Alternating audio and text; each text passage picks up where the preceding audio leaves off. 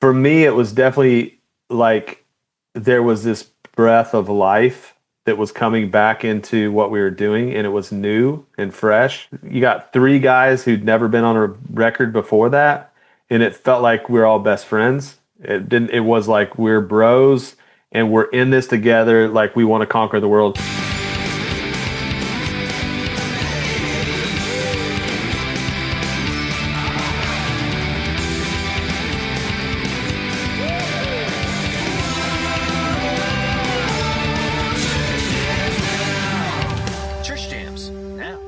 Welcome to Church Jams Now, the podcast where three former youth group kids and current music nerds deep dive into Christian music from the 90s and 2000s. I, of course, am your co-host, Kylan Savage, and with me here to celebrate, as always, is Mr. TJ Smith. I'm just feeling so fresh, Kylan. It feels like it's the very first time I've done this. Is that like your baseline? That is my baseline. Yeah, that's where I hang out. Wow, I feel like you said a lot. Well, it's almost too late. We might take all of the song tracks before we get to our beautiful producer, Josh Olson.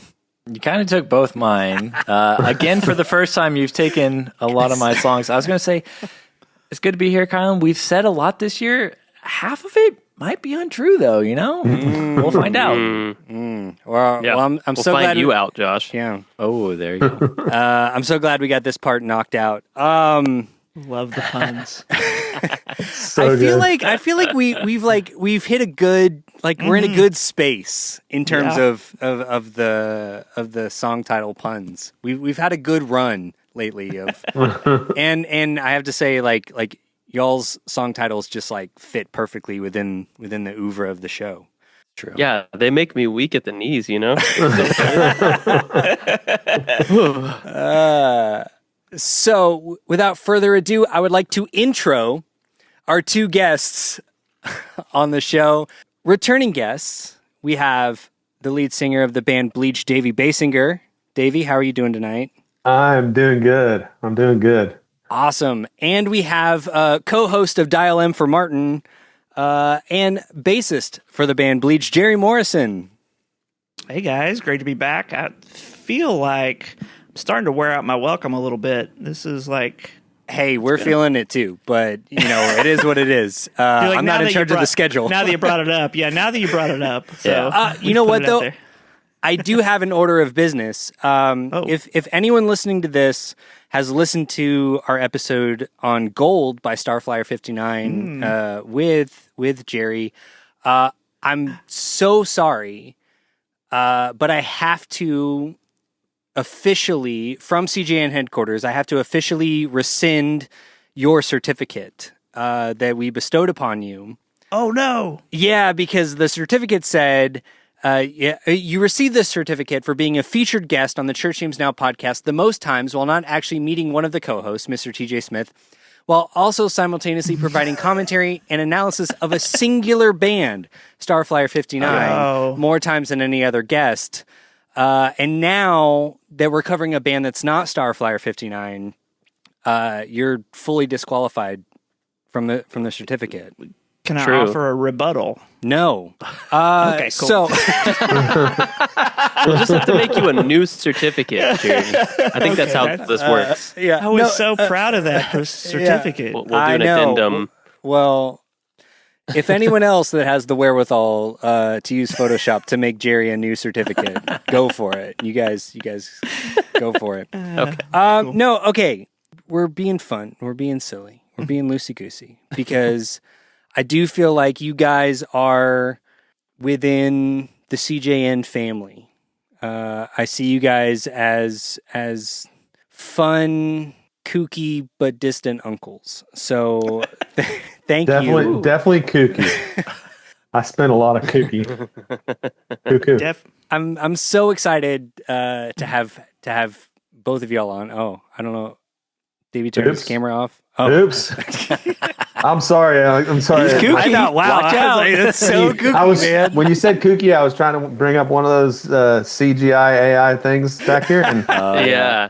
I shut it off. You're really leaning into the kooky uncle. More of a pastiche. kooky grandfather. Yeah, grandpa. Yeah, maybe. Gary's uncle. I'm grandpa. I'm granddad. Happy. No, guys, I love having both of y'all on the show. It's like we're having them again for the first time. Again though. for the first time. Davey, it's been too long. Jerry, Yeah, good to see you again. Good to see you. I guess. So sorry, it's just so fun. Like we don't get like we've only had a couple like return guests, right? And I feel like we get a little more punchy with people we've had on the show. Yeah. Oh, yeah, it's the I best. feel like we're all good friends here. Mhm. Yeah, I'm here for it. Okay, good. I'm glad. I love it. I celebrate it. No, Jerry, you're in there. Yeah. I was gonna say I'm a little nervous because before Jerry's always just been a co-host. Now he's like an artist, and I'm like I don't know how to talk to him. Like, whoa, That's true. This episode. It's a totally different vibe when we interview artists. It's so Davey true. knows. Jerry, I don't know if you've experienced that. The level. Just wait until Josh is a real gotcha journalist on this show. wow. He's going to hit Okay. you with Getcha. something that you're I'll not getcha. expecting. Hard hitting questions. Josh remembers things that I don't. That's kind of his whole thing. That's true for most of us. For all of Yeah. us. Yeah. He Not just remembers you, things. Davey. Yeah. Yeah. Okay, so we are talking about the album Again for the First Time by American rock band Bleach. And I would love to take this opportunity. Oh, I will say before we get into Josh's research corner, since both of y'all have been on the show before, if people want to hear your origin stories, definitely check out our episodes with y'all. I wish I was professional enough to have the actual episode numbers in front of me, but also, I mean, it's the internet in 2025. I think people can hopefully find those relatively easily. I don't remember which ones they are. What's that? I don't remember which ones. I think Davies is like 78 or something, and then 78. Yeah, Oh, I just nice. looked it up. heck yeah. Okay. And what was See, Jerry's first one? Josh Jerry's- is on it. I'm just Jerry's saying. wasn't an official volume. It wasn't even his but- job to research that, but he got it. Right. No way at the top of my Yeah, head. I was a side quest. I was a. That's I was true. A, That's yeah. Side Quest Jerry. I love that. Jerry. That is what we call you in the group chat. So, my favorite part of the show, Josh is going to give us a little bit of context on the album that we're talking about, and then I'm going to grill both of y'all intensely about the experience of making it. But before we get to that, while Josh gives his facts, if he gets anything wrong, he is still I guess canonically he's not on probation anymore. But we served. have recently incorporated a demerit system. So if he gets anything wrong, let us know immediately, and we will give him as many appropriate demerits. Definitely will do so. Okay, thank you. Okay, great. If I get too many No of those, pressure. you can send me to the We Are Tomorrow detention. Ooh. So we're talking about Bleach, of course. Who, just quick refresher, since we've covered them before. Davey shared last time how they were formed at Kentucky Christian University and how Davey was in the band and then almost left and then came back and saved the day. And then their career is from 1995 to 2005, but I mean, I think you guys are doing some stuff this year, so that's pretty exciting. I've heard through the grapevine. Yeah. Members for this band, we got basically a brand new band beside Davey and Sam. But just to go through the members, we have Davey, of course, on vocals, Sam Barnhart on guitar, Mylon Byers on guitar, someone named Jerry Morrison on bass, and Jared made up, Byers on drums. Yeah, is that a pseudonym? No. Maybe. What if we find out now, after all this time, Jerry's not his real name? My name's Dan. Dan. Hello, everyone. Side Quest Dan. Side Quest Dan. Even here. better. That would make sense. The record we're talking about is, of course, Again for the First Time. I just got a couple facts on this, that it was released, I believe, what I'm finding is August 27th of 2002, if that sounds correct. So it's Feels good to celebrating me. 23 years. I think this episode might air on the anniversary date, even though it's not a big anniversary of 2025, but that's still 23rd. Yeah. This is y'all's fourth LP and the first on Tooth and Nail. Mm-hmm. It was produced by Orrin Thornton, who we talked about on the Farewell Old Friends episode. It has 13 songs at 34 minutes and 50 seconds. You love to hear it. I know. Love to hear I it. knew Kylan was going to love listening to this record. I was so excited. I was a little nervous when I saw when I saw the amount of tracks, and then when I saw the length, I was like, "Ooh, chef's kiss." Yep. Yeah, we ain't no dummies. And then the last thing I have, I sometimes talk about artwork, but I would just love to know what inspired the artwork choice for this record. Oh boy. Good question. I'll let Davey go first on this because he was heavily involved in all things art direction for Bleach. So I just remember it being a very long process. Yeah, I don't remember the process exactly. I know that we were like, we wrote this record that was, how many songs is it? 10, 11? I don't even Basically remember. 12. 12, 13? 12 with an intro. Well, But 30 minutes, 30 some minutes long. And it was like, it's a rock record, and I think that's what we like came out of it. And we were like, we want to make a rock record there's no filler. It just kind of like one song goes immediately into the next, like even sequencing. And so, I mean, it just felt right when I don't know if they sent us that. I think we maybe said something about race cars, or Jerry, you said.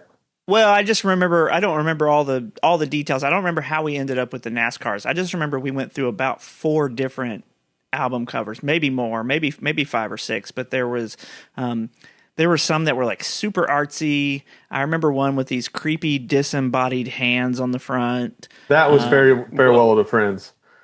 Was that Farewell Old Friends? Yeah, because they were like kind of waving. Oh, they were waving. That's right. And somebody else used that on a Somebody else later. did use that. Was for Farewell Old Friends. But I remember like there was a couple, like some that reminded me of like Pedro the Lion. Like they were like super indies. I mean, they were very cool, but they just didn't fit. They just didn't fit the vibe. And I think as a Hail Mary, I don't know if we said something about NASCAR or if they just sent. I don't know why we would say NASCAR, but like race. I think somebody sent they sent over the cover, and we were like, yeah, that's it.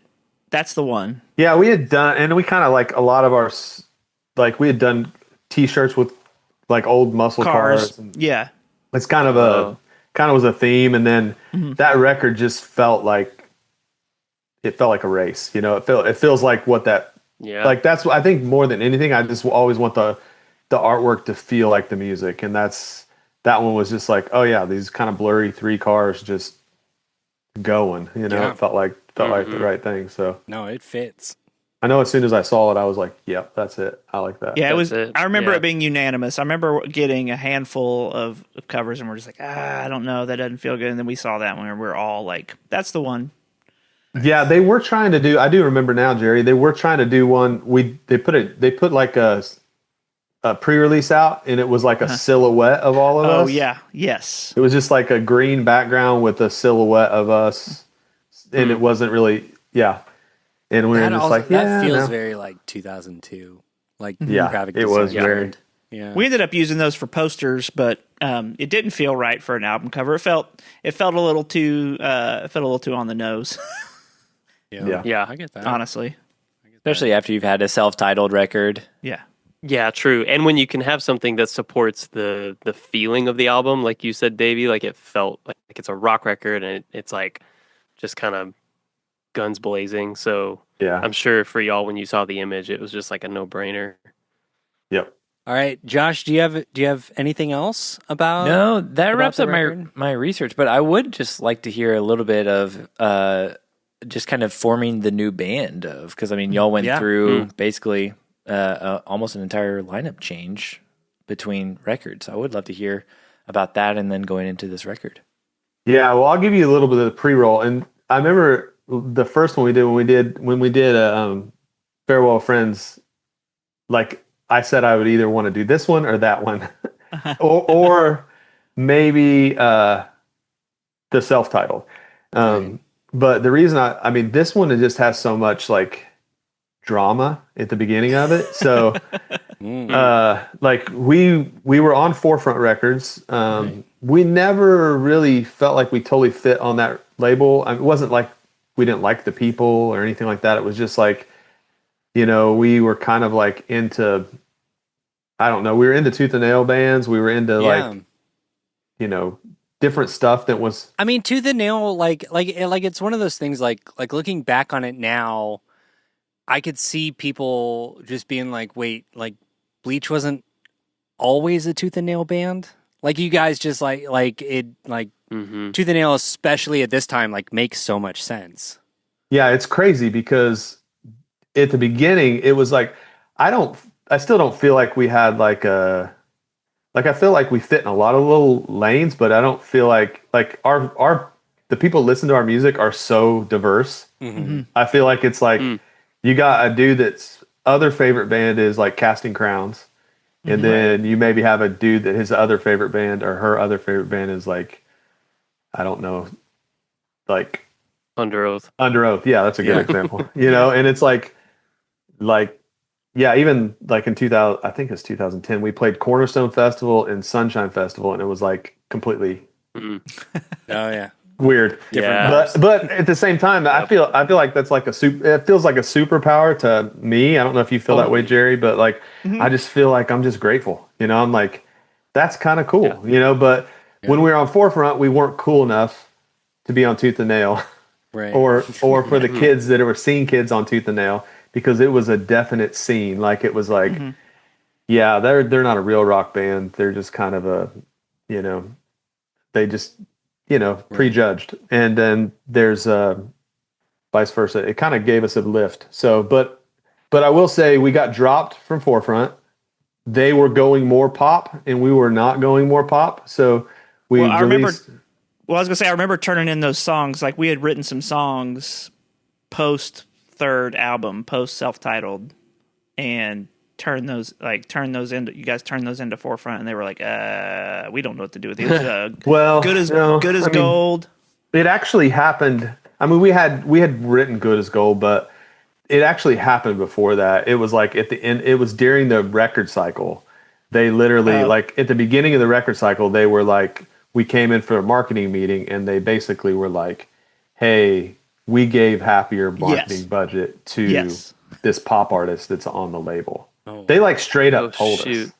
Like, and it was like, okay. Yeah. Like, Yikes. and so at that point we were just like, okay, what does this mean? And like, they pretty much, you know, cause we were kind of going in with like, where's the marketing budget? Like what, all the things we were promised or that we thought was going to happen. Like you're like nothing happened. No, like, we're going to shoot a video, right? Like, and this was well into that, you know, that record had been released and everything. And so I will say there was just a lot of changes there too. The guy who signed us Eddie DeGarmo had left, and his partner, Dan Brock, had left. And so two new guys were taken over, and they just kind of wanted to forge their own, you know, like new CEO, they want to forge their own path, and it wasn't the old stuff. So yeah. It's funny. I was actually out with another artist that was on Forefront. We went fishing, of all things, and I was telling, and this is like a bigger band on Forefront, and he was like, I was like, yeah, they told us they gave our marketing budget to that this artist, and he's like, really? They did the same thing to us, and they're like, they sold like they probably were like gold selling records, you know. I mean, they sold a lot of records, so. I didn't feel so bad after that. I was like, oh, okay, cool. But Crazy. So we go through this kind of drama at the same time. I think, Jerry, tell me if I'm wrong, but we switched booking agents too. Was that right? At the same time? And so our booking agent, we went from doing like, basically like we wanted to play more clubs. We were playing like a lot of youth conventions, and those were good paying. There was always a big audience, you know, it did pretty well. I mean, we had just gotten off a tour, probably the biggest tour that we'd done, with actually Milan's band was opening. He was in a band opening. It was Joy Electric. Yeah, go ahead. Miss Angie. Yeah, Joy Electric, Miss Angie. That was my first tour with the band. Yeah, and Milan was opening he was playing with Miss Angie. And playing guitar for Miss Angie, yeah. And so, and it was, I mean, I think it averaged like 1,200 people, you know? So it was for us, it was a pretty big tour. And, we got off that. We switched booking agents to another booking agent, and it was like literally, they were supposed to start. I think we had our first shows at the end of January, And I early called February into January. Yeah. I called January 1 and I was just like, hey, how's the shows looking? What's the routing looking like? And they were like, well, we got some offers. I was like, well, I mean, what's the routing? And well, we've got a few things like lined up. Yeah. And they were like, I think, yeah. I mean, I said, well, how many? What do you have any contracts? And they're like, no, not yet, but we got some solid leads. It was just like, Wow. it was like basically we wanted to play clubs. We ended up playing like small youth groups, and that was Reliant K's first tour ever. They opened up for us, and the band PAX 217 and Plank Eye. Yeah, the first half. Yeah, the first half was us, Plank Eye, and PAX 217, and the second half was us, PAX, and Reliant K. Wow. And this booking agency was kind of known to book a lot of tooth and nail bands, and like that was kind of their niche, right? And so that was why it was like, oh, this makes a ton of sense. We're wanting to like this is the kind of band we are. I mean, and yeah, it was bad. It was So there was Oh no. yeah. So it was bad basically, news. yeah, it was bad. Like it was like broke, seriously broke bad. Like it was like we were on the road touring full time and like literally doing a split at the door at a youth group where there was 20 people, 10, 5 sometimes. Like it was like, I mean, there were a couple good shows, but I'm just saying in the general, like literally we didn't get paid at all. Like we paid the opening bands, and we paid our sound guy and barely. Yeah. And I had to actually move from Nashville back to Indiana for a year to recover from it. So long story short, we dropped that booking. There's a lot of that transition, everything was in flux. So it's weird to write a record called Self-Titled that's like kind of a, hey, this is a restatement of who we are for the third record, and then go again for the first time after that. Yeah. But that's why. Oh, that's so good. That's so good. Well, and Matt, and so in that time, Russ Fox was in the band, and he left about partial way through that, the first part of that tour with Plank Eye, because he had a kid and couldn't. Oh, was tired of making no money. Yeah, couldn't financially do it, and then it wasn't long after that Matt left the band, the original drummer Matt Gingrich, and so I think after that tour, like, I mean, Davey, you could speak to this more than me probably, but I'm sure there was talks of like, are we done? Is this like should we throw in the towel?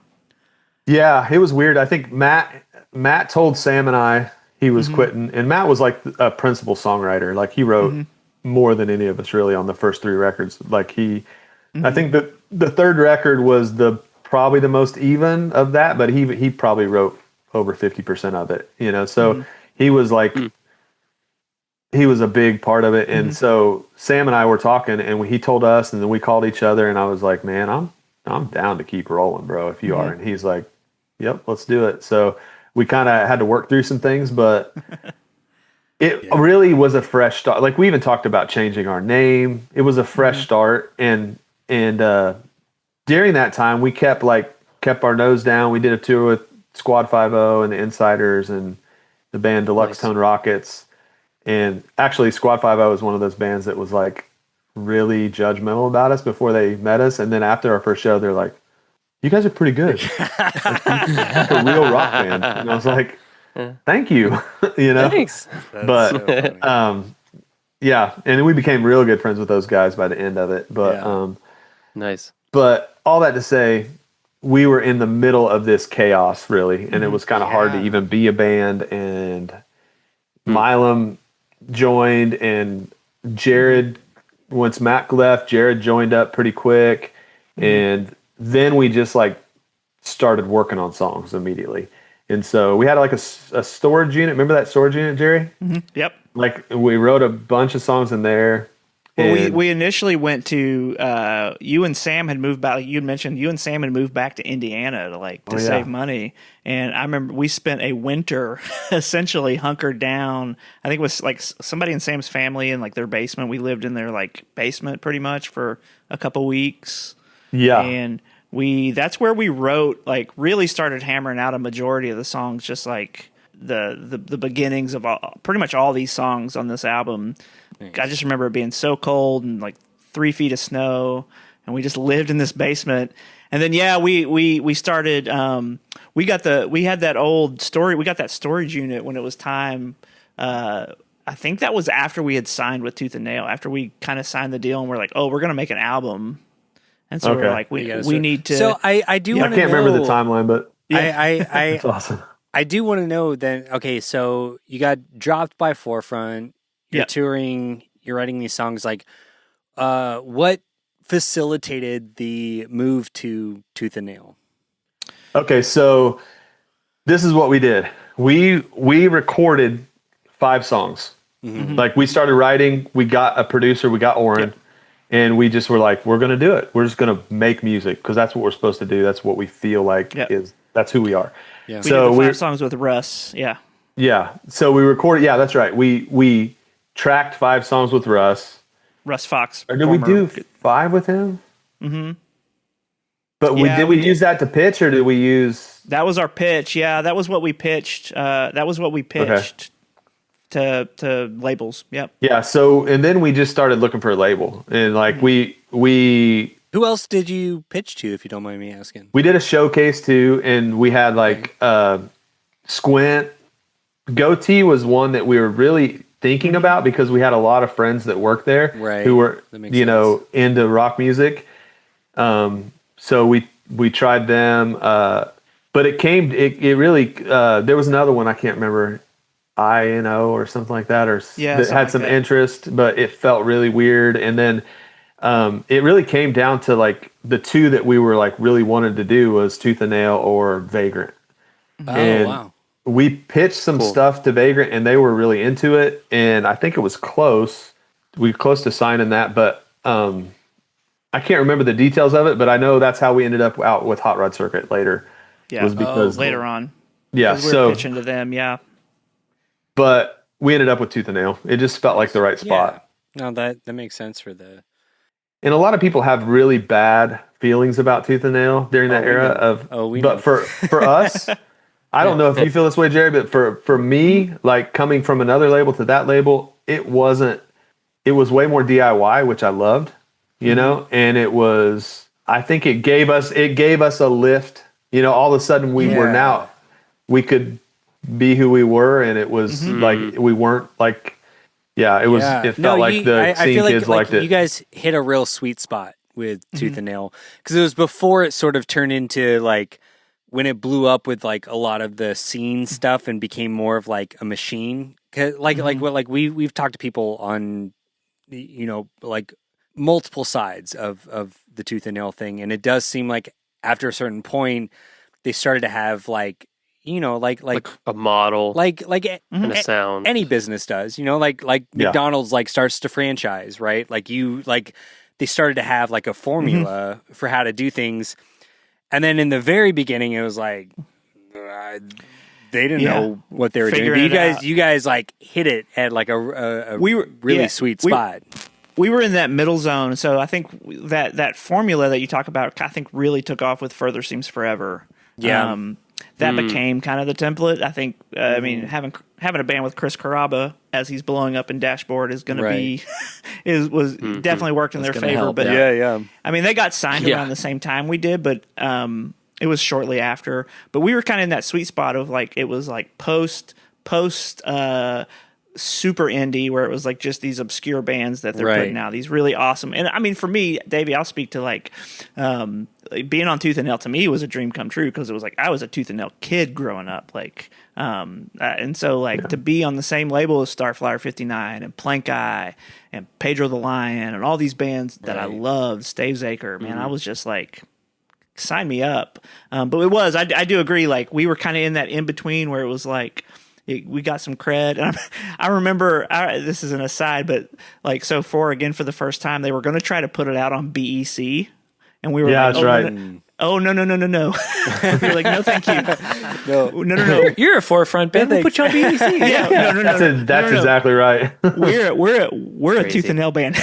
And they were like, cool, that's cool. I mean, it was kind of awesome. That's fine. Yeah, Tooth and Nail's fine. Yeah. You know, they didn't really care, but that initially, I think even the pre-releases say BC on them. Yeah. Oh, yeah. wow. And we're just like, Yeah. I don't think we're there with that. No, But that's not really our vibe. No, that's so funny. Oh wow. Yeah. I love that.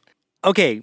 I think we're getting to this point, but one thing I love to ask every artist as we're getting into the record is like, okay, specifically going into the recording process of this album, like where was your headspace at? Like, you just like, you've switched labels, you've switched a lot of the lineup, you guys are in this weird spot. Like what are y'all's expectations for this record going into recording it? Yeah, and especially considering you workshopped, like, you had 5 songs Right. that ended up, I assume, on the album. Yeah. So that's pretty And interesting. I recently just found the tape, and it was from that time, Davey, that you'd mentioned when we had rented out this rehearsal space, and we'd signed with Tooth and Nail, and we were trying to we were getting ready to do this album, and it was like, okay, we have these songs, we need to write more songs. And I found this tape that had a bunch of, like, it's funny to listen to because there were so many, like, there's songs that didn't make the album, but like these songs would have parts of songs that made other songs that, like, we would pull from this song and put it into but I put it into this song, like, oh, we need this song's too short. We need a new part. And so it's like, oh, we have this other song that's not really jiving. And so, like, let's take this and put it in here. And I just remember spending a lot of time in that rehearsal space because it was like, we really got to, like, this is a, it's like a statement. Like, again, for the first time, it's like, I was in a fortunate position. I was playing bass on the self-titled album. I came in after it had been recorded, but I got to, like, experience that album, and it was a lot of fun. And it was like,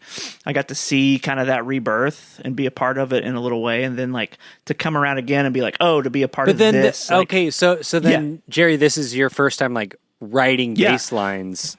Yes. So for the this is my band. first time. This is my first time playing on an album, like to be in, like to be on a recording, to be in a studio, and so which was not great. this is what I'm going to say. This is what, like, driving today, I was listening to the record. I hadn't heard it. I was listening to it again for the first time, and I did it. I joined the club. Yeah, you did. You're But officially part of it. my Congrats, immediate Davey. thought was, I cannot wait to hear what Jerry's about to say. I can't wait to hear how he felt about the first his great. first time in the studio, and that's what I'm excited to hear. Right. Well, and we can get to the studio stuff, but, like, I just remember thinking, like, so I'm from a school I was a guitar player when I started playing bass. Like, I was in a band in my hometown. We all played guitar, and we wanted to start a band, me and my friends. And it's like somebody had to, like, play bass, somebody had to play drums. You and it was pulled like, the all short right. straw. Yeah. Right. And so It happens. It happens in every scene. Yeah. So I was not a bass player necessarily, but I played bass in a band for a few years. But, man, like, I just like to rock out. I like to have fun. And you get to the studio, man, and it's like really highlights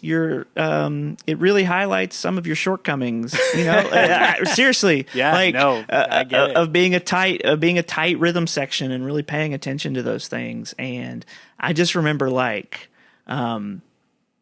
just being so stressed out, but, like, going into it, we went, like, we got this pro studio in Nashville, and, like, Oh yeah, I don't know, like, yeah, we like this place called The Playground, and it was super rad place. We did all the tracking there, and I just remember thinking, like, man, like, I hope I don't blow this.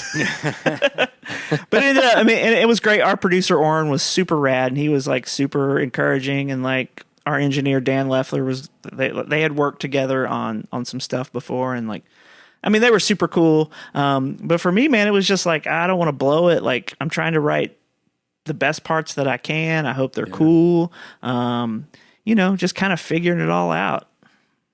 Oh, Yeah, I think.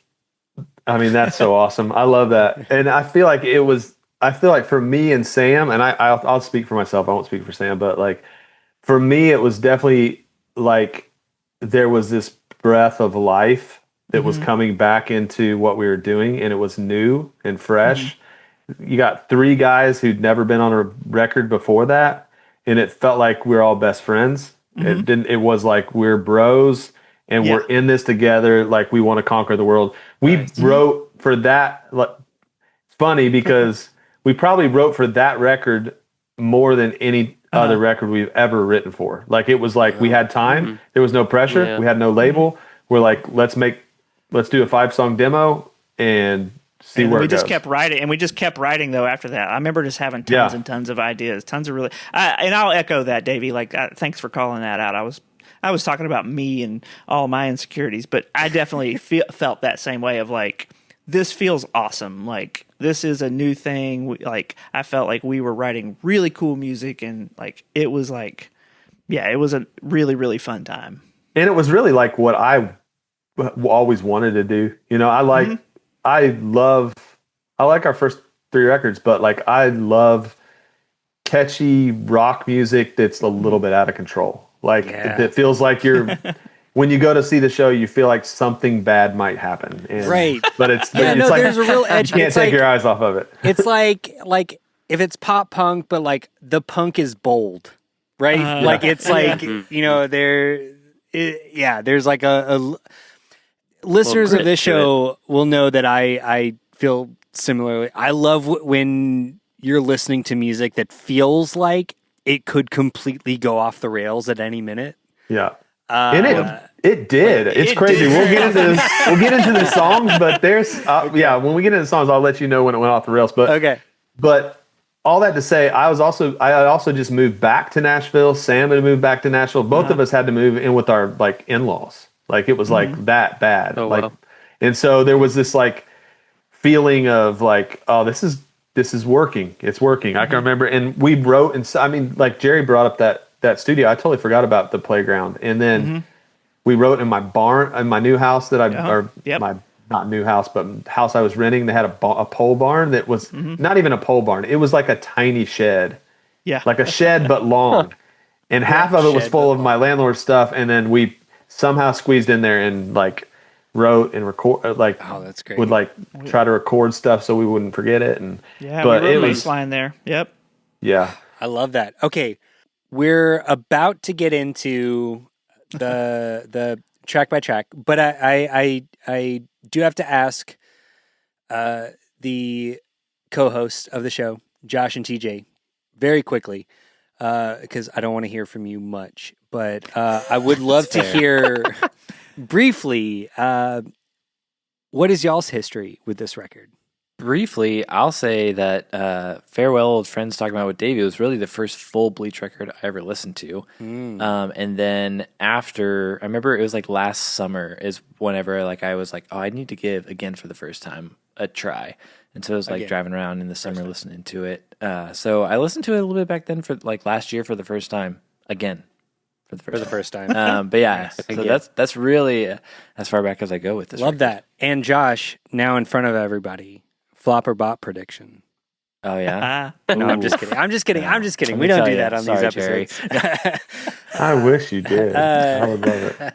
TJ, what about you? Yeah, I wasn't as familiar with this one, but definitely remember Baseline, Celebrate, and We Are Tomorrow. Obviously, that music video is iconic. Like that's the thing that's like burned into my memory is that music. You mean video. this one right here? Yes, that It's one just right playing there. on a loop. I did. That was the first Bleach song I ever heard because it was on a music video compilation DVD that my parents bought. Nice. So Yeah. I did watch No, that. me I too. think I had the same one. Yeah, whenever we get to that song, I'm excited to talk about the music video. Yeah, kind of similar for me. Like I wasn't. Well, I didn't think I was familiar with this record, and then when I put it on, I was like, oh. Is like you guys like have those like back. sense memories like you smell like a specific like garlic and onions like cooking on the stovetop and you're just like rushed back to a certain time in your life. I was like, I had this record. I don't know how I had it. I don't know. I didn't buy it, but it was in my possession and I listened to it a lot. Nice. I remember being a weird homeschool kid in Florida and like listening to this in That between. Yeah. really This tracks even more. on a lot of levels. Yeah. I listen to this in between listening to old radio shows that I had on cassette from Cracker Barrel. I've got them. There's all like in my mind. They're all like morphed together. So I'm like listening to this and thinking about like Edgar Bergen and Charlie McCarthy and The Shadow. And I love that. yeah, so no, much. it's insane. The Scarlet Pimpernel, maybe The Scarlet Alan? Did that Pimpernel. feature. Okay, no, we're not going to get into all that. Okay, guys, we're going to take a quick break. And when we come back, we are going to get the party started again for the first time, for the second time with Davy, and for who knows how many times with Jerry, with the album again for the first time by Bleach. People may know that we have a cantankerous relationship with Jars of Clay on our show. But if you listeners want to help us call a truce with Jars of Clay, then we can point you to our sponsor for today, which is Collide Records. Boom, baby. And I would like to mention that they have Much Afraid on vinyl in a beautiful, crystal clear 180 gram in a color that perfectly matches the album artwork, which you always love to see when that happens. Hey, so I live in America, so what is 180 grams in an American weight? It's about the same weight as like a quarter pounder at McDonald's. You can tell this guy works at a record store. do you have to answer that question a lot at your job? No, literally, No one's ever asked that been question. asked No one's asked that question. No I one. guarantee you, literally no one else in the world has been Kylan's stupid being enough cantankerous. to ask that question.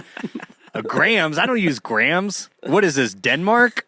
I'm not buying this record. This European Soviet imperial nonsense. system. Soviet nonsense. But yes, you can obtain this record and some other Jars of Clay records and CDs at colliderecords.com. How do you do that? Crazy times. Do you have to use your fingers? That you do, my friend. You know too well that I that's do. what you have to do.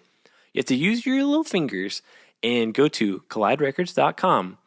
And then you find the album or albums of choice that you want and you add them to your digital shopping cart.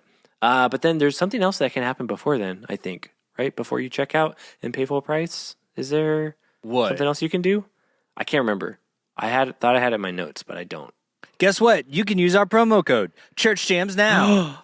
Kylan, I'm overjoyed to hear that. Yes. So if you go to colliderecords.com and use our promo code, Church Jams now, you get 20% off. Did you already say that? I zoned out for a second. 20% off your first Even purchase. if you did, it's worth saying again, Kylan. That's true. colliderecords.com. Promo code Church Jams now, 20% off your first purchase. Welcome back. I hope you enjoyed those ads as much as we enjoyed making them. Of course, we are still joined by Davy Baysinger and Jerry Morrison of American rock band Bleach to talk about again for the first time. So I do have to ask before we get into the track by track, does anyone have any general thoughts on the album that you'd like to share? You go first, Jerry. I definitely got some. Oh man, it's hard to rank this one. I was trying to think earlier, like where would I rank, like trying to rank the albums that I was a part of somehow. And this one's a tough one to rank because my gut is to put it number one because it was the first one I played on. It was the most fun. Right. But it's tough because I love Farewell Old Friends. This one, man, I'll go off of just the general vibe of the time. Like, man, like this time of my life, it just felt so, this album and where we were as a band and where we were as people, for me was just such a, there was just so many possibilities. It felt like there was so many possibilities of where things could go and what could happen, and everything felt new and exciting. It was definitely something to celebrate. Yeah, for sure. Well, I mean, it definitely felt like just all these opportunities that were coming our way, and it just felt new and fresh and fun, and like honestly, some of the best years of my life. Like, that's not hyperbole. Like, I look back so fondly on this. So yeah, I'm excited to talk about it. I would say very similar. Like it was by far for me the most fun record to make. Like we had so much fun, and it was crazy too. Because most of the record, like we did go to a professional studio for a while, but I feel like most of my memories are actually in this house in Springfield, Missouri. Not Springfield. It was Stockton, Missouri. Yep. Which was Orrin's dad's. Like Orrin's dad owned this house. And I think they lived in it. Did they live in that house? It was a duplex. Yeah, Orrin lived on one side and Trevor lived on the other. Well, the house that we recorded. The house, yes, yeah. The house we recorded in was their house, and then they turned it into a studio and built a duplex to live on it. But Orrin had turned it into. Orrin had turned it because Orrin was in a band called Flick. They were signed to Columbia Records, and part of I guess maybe a signing bonus or something. I don't know. I don't remember. But they built this home studio. God damn. And it was truly a home. And there was land, literally let me say this. We ate a lot of fish because we caught a lot of fish. We went rabbit hunting. We ate rabbits. Literally were just 4 out of 5 of us. Living off the land. Yeah, Jerry's the only one that did not ever go rabbit hunting with us. No, thank you. Did you eat any? Did we make you eat any? Good Lord, no. And there were all these characters. This is the most hipster Bon Iver shit I've ever heard. And then you listen to this rock record. When I hear these stories, I'm okay, you guys are quoting Thoreau and doing esoteric folk music, and then you guys just make it was jamming, more rock record. Unfortunately, it's probably a little more redneck than that. I think it was weird. That's so great. I love it. I mean, I remember watching, we literally are, Orrin loved the Duck Commander before any of that stuff came out. Do you remember that, Jerry? Oh yeah, that's the Duck Dynasty guys. Oh yeah, had these VHS tapes of the old guy talking. And he was like, "Watch this guy, he's awesome. He's awesome." And he was having a good time. Yeah, Orrin was he had it on VHS. Duck hunter, fisher. He was the most redneck, but loved Pink Floyd and T-Rex, right? He was and Radiohead, and he was just that's just awesome. an enigma, man. He's what we call on this show a multifaceted cinnamon roll of a man. Cinnamon roll of a He man. is definitely a cinnamon roll of a man. I don't know about that, sure. but that is for real.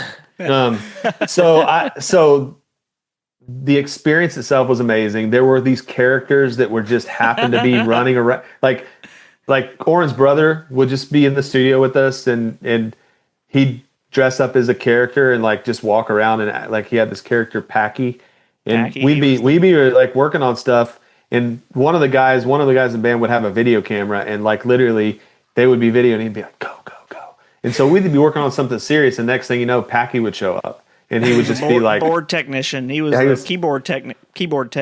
Yeah, don't get taco meat onto my boards. That was Orrin. That was Orrin, but Orrin had this character. I forget, it was a Dale. Yeah, Dale. Yeah, but Orrin had this character. But we come into the studio one morning, and there was all these Post-it notes around the studio. That's right. No dogs in the bathroom. And then he listed all the types of dogs, retriever, beagles.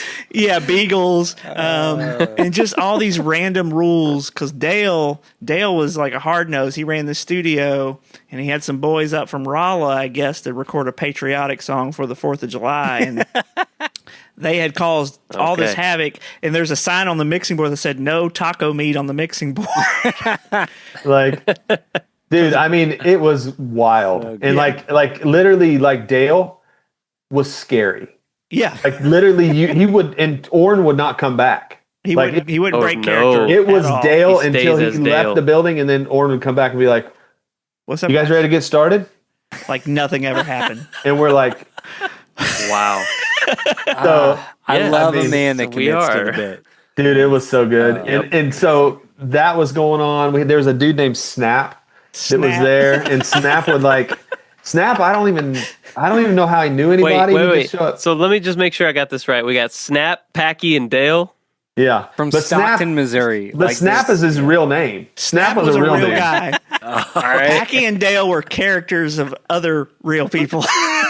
But Snap seems like a character when you're about to hear what I'm going to tell you. Okay, so Snap would literally. I mean, there's so many. I could tell you so many stories about Snap in general, but if he drank any beer, he would have like a little sip or something, and he would start. There was something about it that would make him clean, and so we had the studio was just it was a dump. It was like a wreck. We destroyed it.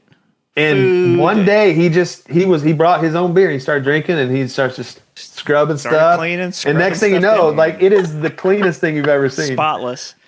So a couple of weeks would go by and we'd be like, "Hey, get Snap to come over. We bought a case of beer." Buy him a 6-pack. This place is a wreck. It's a pigsty, dude. I mean, and then there was one other thing. The other crazy thing about this experience is it was a time warp. Like I remember the first day we started like 9 o'clock and we get done at like 7. Mm-hmm. The next day we start at 10 o'clock, get done at 8. And like literally that kept pushing back to where it was like the sun would be coming up and be like, okay, I think it's time for bed. You know, like to go to bed. It would be like start at 5 p.m. The circadian rhythm was off, and you can probably hear it in the tracks. But that's so good. Okay, gentlemen, I have to issue both of you new certificates because we have done nigh on 150 full volumes of this show. And every single volume I have asked, does anyone have general thoughts on the album? And 9 times out of 10, I have to just edit out about a minute and a half of silence because no one has anything interesting to say. This is by far the most interesting general thoughts on the album we have ever had on Church Hymns Now. So agreed. Yeah. This album, man, I'm something. I'm so excited to get into it. So let's do that with track number 1, the intro to the album. Intro. Beautiful. It is so good. Okay. My note is, this is an intro. It is an intro. I love it. It's just, you say what it is. Yeah. Well, so we'll talk about it, I guess, when we get to the last song, Jen's song. But right. Yep. But it felt cool to open the song the same way the album ends. I remember just having that conversation, like how cool that would be. Yeah. So. Totally. It's like you would hear it again for the first time. Again for the first time. I see what you guys are doing. Yeah. So on this show, I'm the ostensible intro track guy, and I usually have a lot of harsh things to say when a band does what we just did.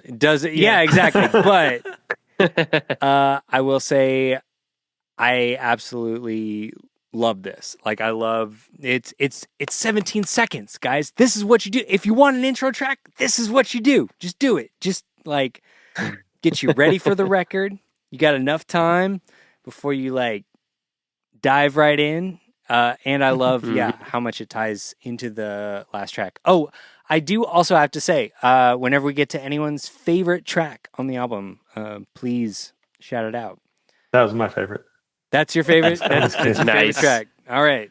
Oh, man. I feel like it's like that was a breath, like a deep inhale. Exactly. Yes. Now we're gonna go. Yeah. No. And not stop until. And even like, until you breathe out.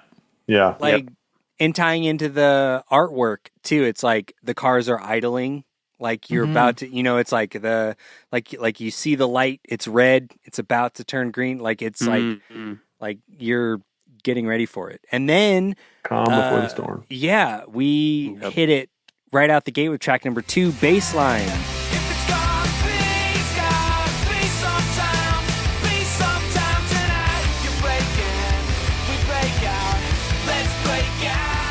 Speaking of baseline, that's me. You got some sweet, sweet bass, baby. Yep. There's a sweet, sweet bass. Jerry was bringing back the bass line. Yeah, this was a fun one. I think this was always, to me, like the obvious song to open the album because it's such a, I don't know, has such a good energy. Not because I particularly open the track with my bass. Sure. It's just got I don't know. The chorus feels good. It's just a good introduction. I feel like it's just such a good introduction into Bleach now. How you feel, Davey? Yeah, it's excellent. I love it. It's so good. I want to hear it. Yeah, I'll let you guys talk about it. I love it. I love the guitar I have solo. to say, thematically, It's probably my favorite. It's like, oh yeah, the one at like 145, Yeah. like later in the track. Mhm. Yeah, that was really cool. That's That was like a Very cool. fuzzy one. That whole like I don't know 20 seconds is maybe like the most rock and roll moment. Uh-huh. Like the yells and the whoops, and then like the tom groove that he's doing, and then the guitar solo is killer. Davey, did you want to talk about how that guitar solo was done? Ooh. Please. No, you do it. I don't know. I don't think I remember. So in the studio, Orrin Thornton was a very decorated guitar player. He played in Johnny Q. Public, played in Flick, played the guitar solo on Jesus Freak. That's a little known fact. I didn't know that. So this solo right here, so it is actually it's Milam and Orrin playing the solo together at the same time. So they were in the control room, both playing it together, and then our engineer Dan, he ran it through auto-tune because two people playing the solo, there's going to be some tonal differences, the way they bend the strings, there's going to be some dissonance, and then he ran that through auto-tune, and that's why it sounds so like crispy and fuzzy And Yeah. glitched out a little. Yeah. kind of glitched out a little bit. Yeah. Yeah, it's so cool. So cool. Yeah, so that's actually that's Orrin and Milam playing the solo together live. And then ran through auto-tune. So super cool. That's one of my favorite I would one of my never favorite sounds have on the album. Conceived of that. Yeah, it really is like super unique. I didn't even know that. And I was writing lyrics. Look at I guess. that. Davey learning facts. Yeah. I do love, and the feeling is what we talked about too. It's like if it's gonna be, it's gotta be sometime tonight. Like, let's go. Like that's kind of the feeling we were feeling going into it. So. Well, and I love my favorite part of that song is coming out of that solo. We would do like it would be like normal time and then cut to halftime on the choruses.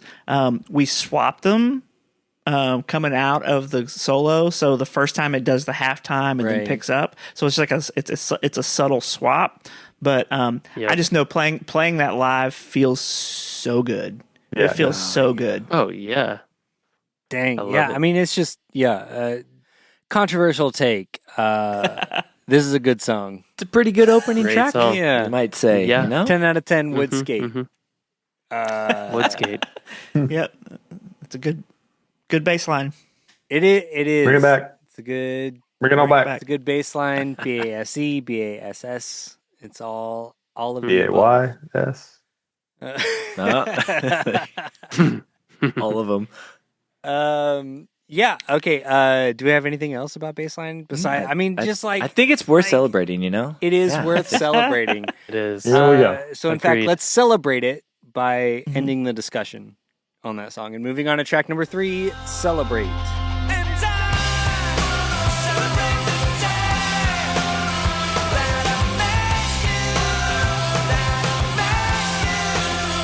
Keeping things up.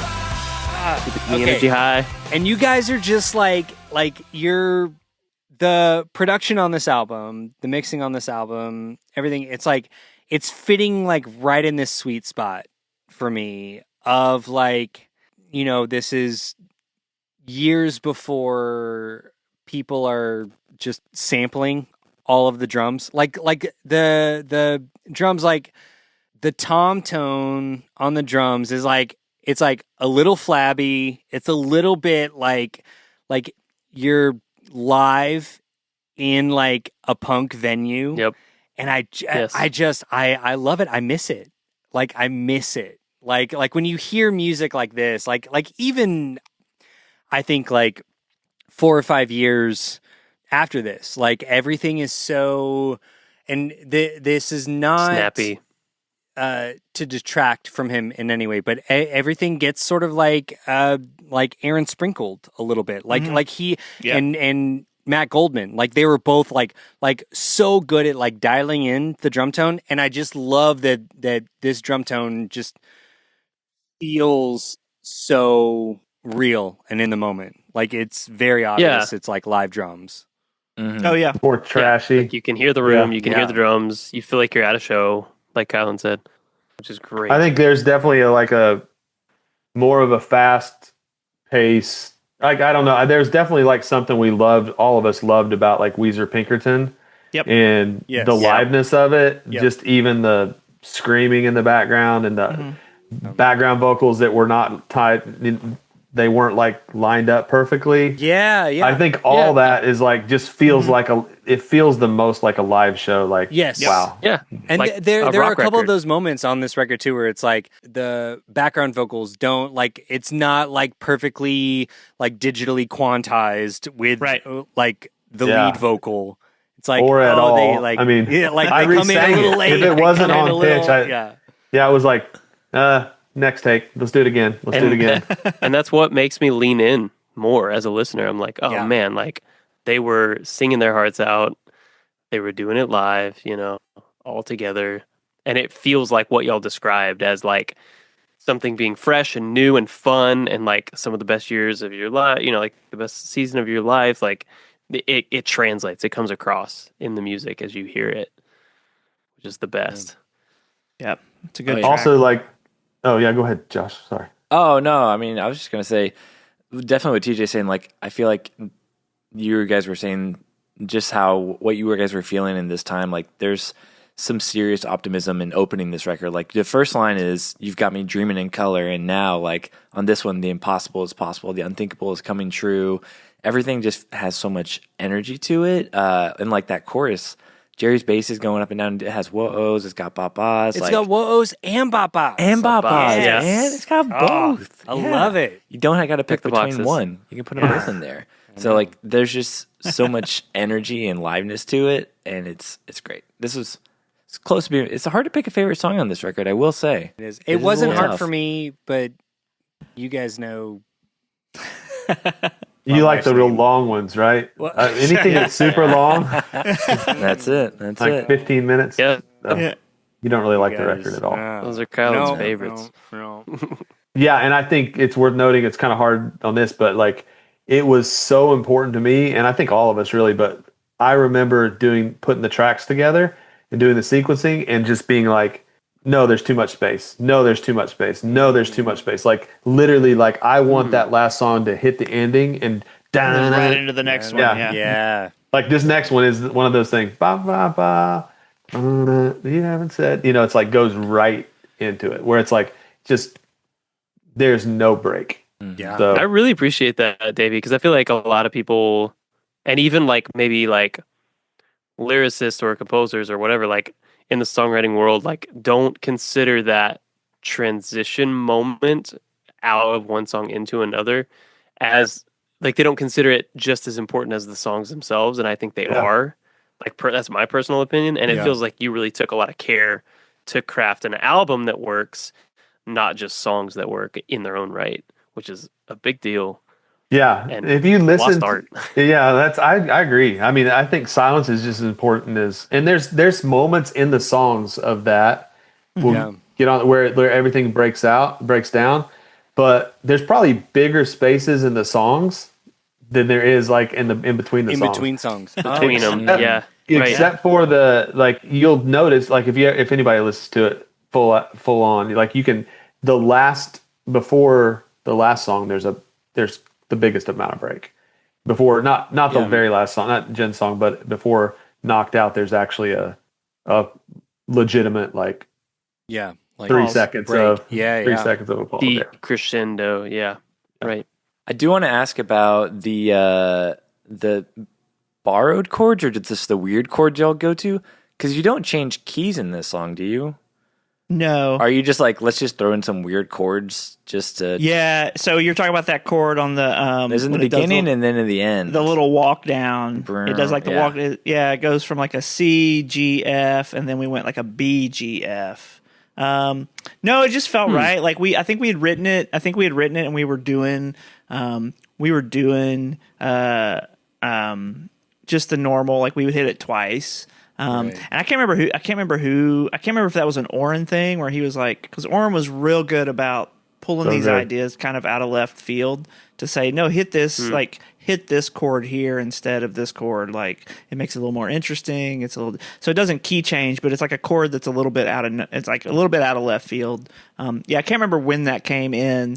This was one of the ones we wrote early on, honestly. Like, was this part of the 5 songs? It wasn't part of the original 5. Okay. We recorded 5 songs with Russ Fox, former Bleach member Russ Fox, at his home studio in Huntington, and then we did 2 or 3 songs with a guy Jeremy Hunter here in Nashville. Just some we'd written. I think it was "Found You Out," "Celebrate," and I can't remember the third. But "Celebrate" was one that we had written in Davy's garage, in Davy's like shed. So I don't remember if we had come up with that like weird chord change. It just kind of felt right, like if that was then or if that was Oren. But yeah. It's a I didn't even know that. What part is that? I don't even know what part you're talking about. So it's when it's like it's before it goes into the first verse. And Yeah. then it's again at the end. So we're in like C to F here. Oh, I got you. C This to right here. F. Yeah. We go to like a B. Yeah. Down to the it's like a walk down. Okay, it's like it's a little unexpected. So Yeah. yeah. Good ear. Hey, Josh has been doing this for a long time. Yeah. That's what separates the pros from the semi-pros. That's right. Yep. That's why I still consider myself a semi-professional. I got good ears because I'm not broken the head, you know? No. Yeah, oh man, here we Look go. out. Here we Wow. go. Good job. Now you're taking over my job with the am. transitions. Wow. They're just too good. They're too good. All right. I don't even need to be here. Why am I even here? I guess I'm broken the head. Track number 4, Broken the Head.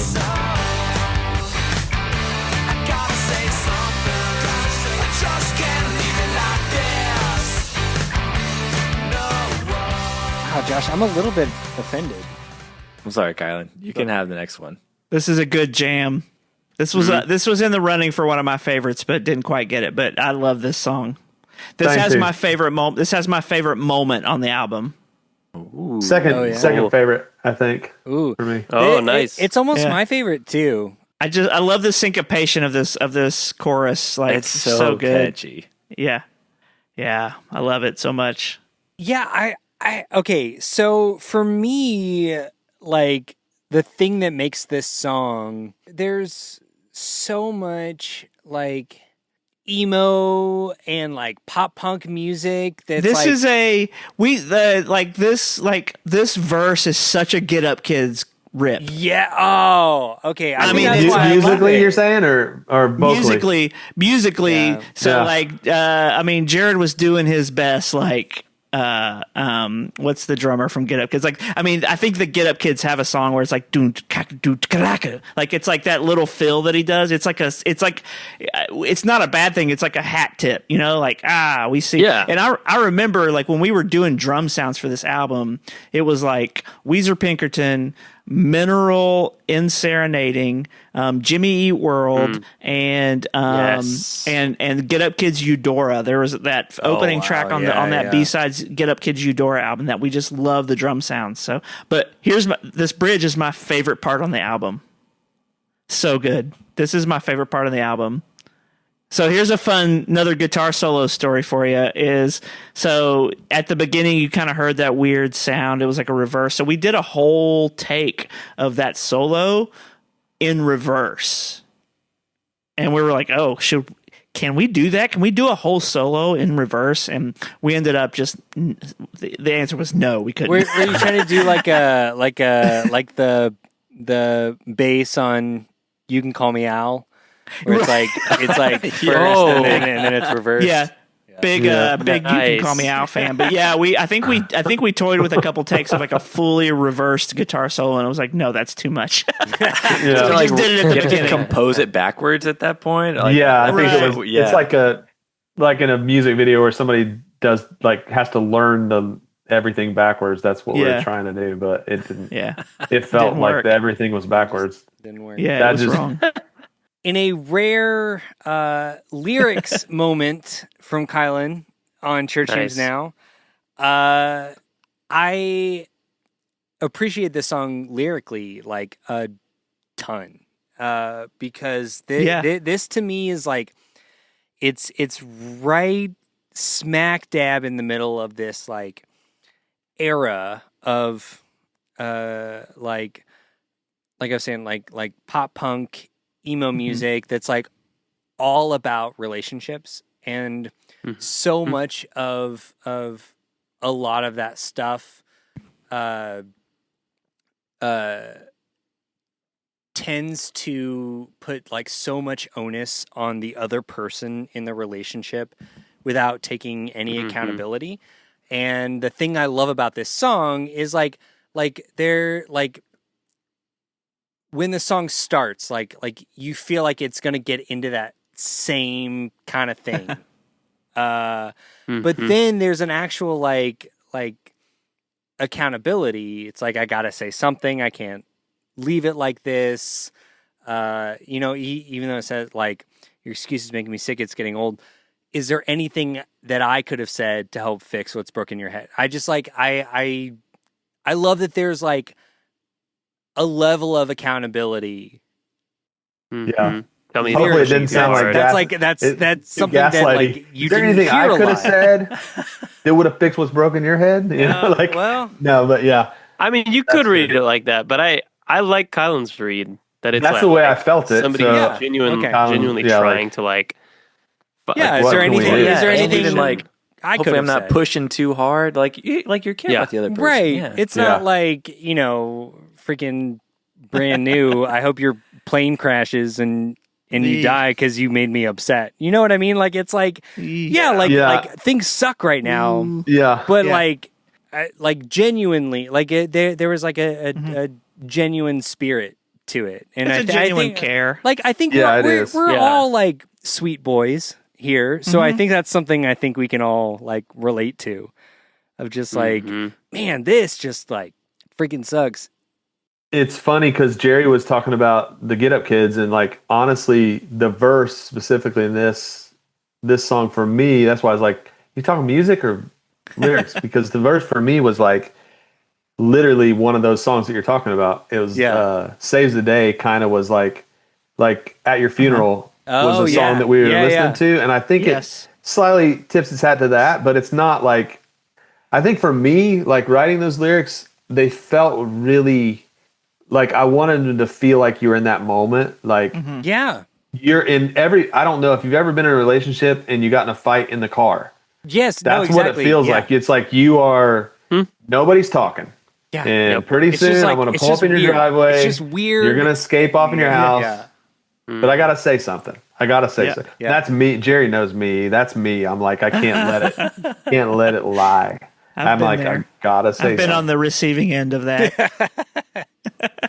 And hopefully you've always felt like it was with care and not like For me sure. being like, and that's what I was getting ready to say was like, I think that's a good summation of like, this is a good summation of the band of Bleach. It was like, I feel like everything that we ever did was out of just care for other people, whether it was, whether it may have maybe been the wrong thing to do or to say or try, or, however it was, like whatever the outcome was, everything was done from a place of like care. And I feel that so much in this song of like, man, we just like cared about people and like wanted to like, this isn't that's interesting that you picked up on that. That's like, I'm realizing like hearing you say that in this moment is just like, oh, like putting that together of like, man, that's like a pretty good, like just encapsulates kind of what we were about so much. Yeah, I think that's this was so close to being my favorite song. Nice. Yep. Because of that. Like, yeah, it's such a turn of the thing. Like, I did actually have in my notes like I feel like there's a lot of like saves the day to me. Oh, but we were listening to that album a ton. but like Yeah. you guys are just like you don't have that level of petty. Right? Like you're too sweet to be that mean.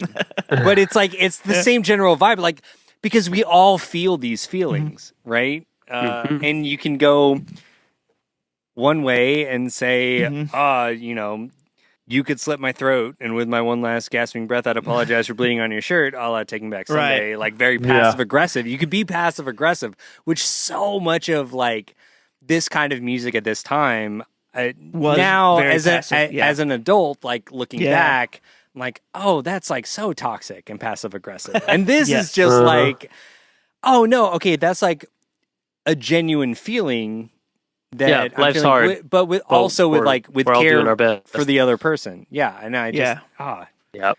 So Yeah, I think- Don't be a Yeah, go ahead. yeah, props no. to Go y'all. ahead, Davey. You're gonna I was probably gonna say say, the same thing. Yeah, I think it's like, well, probably not, but I don't know if I'm going to say the same thing. But anyway, I think it is. I think it's awesome that you felt that way, because I feel like so many times I think, like Jerry, to allude to what Jerry said, we probably didn't do most of the things right, you know, but I feel like we had a right heart about it, you know, like we didn't make the right decision. Like me listening to that for the first time and going, oh, that sounds pretty gaslighty, you know, like, Right.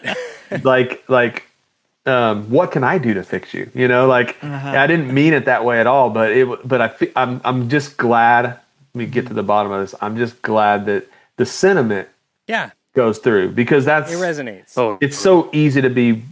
Language is so easy to be confused Yeah, of what and you're actually saying. it's so easy to like take the worst view of someone, right? Or like the worst perspective. But I don't. Yeah, to me, that this is a spiritual successor to Clear the Air. Though they're the same vibe to me. On Farewell Friends, like they come. They're the same in from my point of view of like saying something to someone because you see something that is maybe you don't think is cool, but like you're doing it from a place of like genuine care and you want to see the best for people. So I love that. yeah.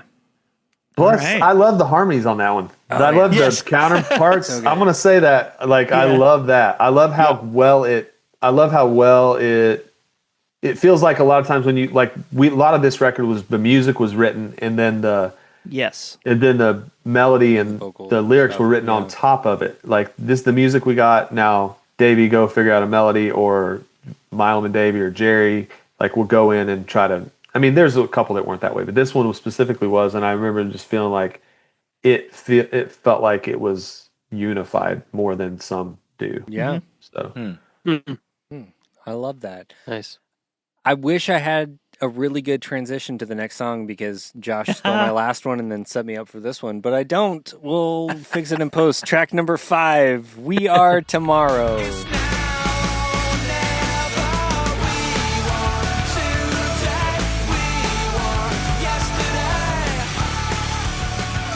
Like, Josh, if you'd given me any other one, No, I know. could have done it. That's why It's I a didn't hard one, jump in. really. This is a tough Yeah. one. We're not doing great today, but we are tomorrow. There you go. Great. we are Good. tomorrow. Yep. That's pretty good.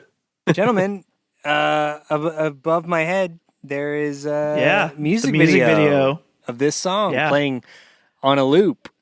Mm-hmm. Can we talk about the music video briefly before we get into the song? Yeah, for sure.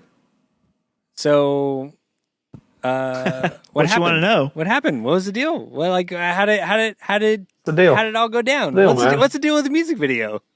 Well, Davey, you got anything on this? I mean, no, not really. I mean, we shot it in Georgia at the Yeah. same place that they filmed Remember the Titans, like in the. Oh, that's cool. Oh, cool. Well, Um, I remember we put out an open call for people to show up, and I didn't know if people would show up. Like who? Like I mean, did. like I just and so we got there that day, and there was all these people just hanging out, Oh, wow. and it was like what? Like holy crap! Like these people are here to be in our video, and I remember it was so hot, and people were just hanging around, and we did a bunch of these takes. Of us in the classroom. So like the guy that shot it, I remember it was a big deal because he was using this camera and it was like they use these cameras on the new Star Wars, which is like Phantom Menace or whatever. Like they use these type and we're of like, cameras. that looks horrible on Star Wars now. But he wanted to do this like 80s movie vibe. Yeah. Like, kind of like a Okay, so Fast we're- Times. Like, yeah. were you guys aware of like the concept before Yeah, you did you showed guys up? pitch So any like you guys treatment or like anything, yeah, or? so yeah, did he give you like a treatment and you guys accepted that and then Yeah, he was. I think we got there, and he was just like, "This is what I'm thinking." I don't know if did we see anything I beforehand. think, Davey? yeah, we did see a treatment, but I don't think remember. I think it, I mean, yeah, we did. business schmizness. I didn't care about that crap. You guys are just like, oh, it's cool. Someone wants to make a music No. video for us. No, I'm sure I was picky about it, but but I remember, yeah, that's pretty much what it was. It was It was like like an 80s. hey, we want this to be like an 80s like Breakfast Club. Yeah, You for know, sure. I mean, is that the one with Molly Ringwald? Yep. Yeah, like that was the vibe they were talking about. Breakfast And- Club. Attention. Yep. There was there's little Easter eggs throughout it. So you'll see written on the chalkboard in the classroom, it says "Aloha, Mr. Hand," which is from Fast Times at Ridgemont High. There's like a few nods to like 80s teen movies. But that was Pretty general in vibe, Pink, like Breakfast maybe. Club. Yeah, just of like us being in detention and escaping detention. And then, yeah, that was kind of the general vibe. Jerry said it was hot. Oh, go ahead. It was so hot. Yeah. Which reminded me, Sam and I started the video out in the morning before it got hot with hoodies on, and he was like, and the director's like, "Yeah, you got to leave that on, man. It's got to stay on." The whole shoot, we were wearing like hoodies, and it was so hot. It was so. And for me, the standout part of this video is that I was in the process of growing out my hair, and it looks terrible. I was going to In that say weird, awkward phase. So like Yeah, so awkward. like yeah, like watching this now, like how do y'all feel about seeing Yeah. yourselves on screen? So I used to work at a high school as a teacher, and some of my students found this video. And Awesome. Oh They- no! yeah, and they were nice about it. So to my face. Oh. So I'm going to take that as a win. That is good. Sure, That is I good. would too. Yeah. They thought that it was pretty cool. So I'll take that as a win. And I don't know. Outside of my weird hair, I think it's fun. Yeah, it was fun. It's There a was great definitely video. like when we were walking down the hall, there was definitely like the director's like, "Come on, like look tough." Yeah. So there's definitely some of that, like tough. or something. I don't know. I don't know what he probably didn't say that. I'm making It that was up. something. I think. No. It was something was like like- that because Sing it like you'll you see- mean it, or Because somebody bumped into me and I was like, "What?" Like, ugh. Like, bro. What do you mean look tough? They just gave all our marketing budget to Stacey Rico. I don't know. Yeah. I don't know. Feel tough. oh man, no, fun times. No, it's great. yeah. And this song is great too. The song Thank you. Yeah, and it matches really so good. perfectly. Like I think y'all brought again that like fun, live, like optimistic, high energy to your music video performance, just like you did like in the studio. And it really, I don't know, man. It's just effervescent and it's like pure joy. It's so fun. Like this music video just made me happy. Like I was like grinning as Yeah. I was watching it. Like I caught myself kind of like, oh yeah. I love those classroom sequences where we're playing in the classroom and everyone's crowded in. That was so Yeah. much fun to do. So much fun Yeah. to shoot. Yeah. Blast. Bad hair. I just saw it behind you. Yeah. That was Jared, but yeah. There you go. Wasn't that bad. Once again, like I just love like lyrically where you guys are coming from on this record. It's just like, especially because like around this time I was like just discovering like emo music, and I'm not saying that this is like an emo record, but like bands like Taking Back Sunday, Saves the Day, even like American Football and stuff. And there is this tendency for like white guys at a certain age that have a platform and make music to just be like, oh, I'm just a perfect little boy and this woman destroyed my heart. And you guys are He's like so out sad. here being like, you know, like, or you have like the inverse of it. Like you have like the Blink-182, which ultimately like is really good, but ends up being a little bit like nihilistic, right? Of just like, Mhm.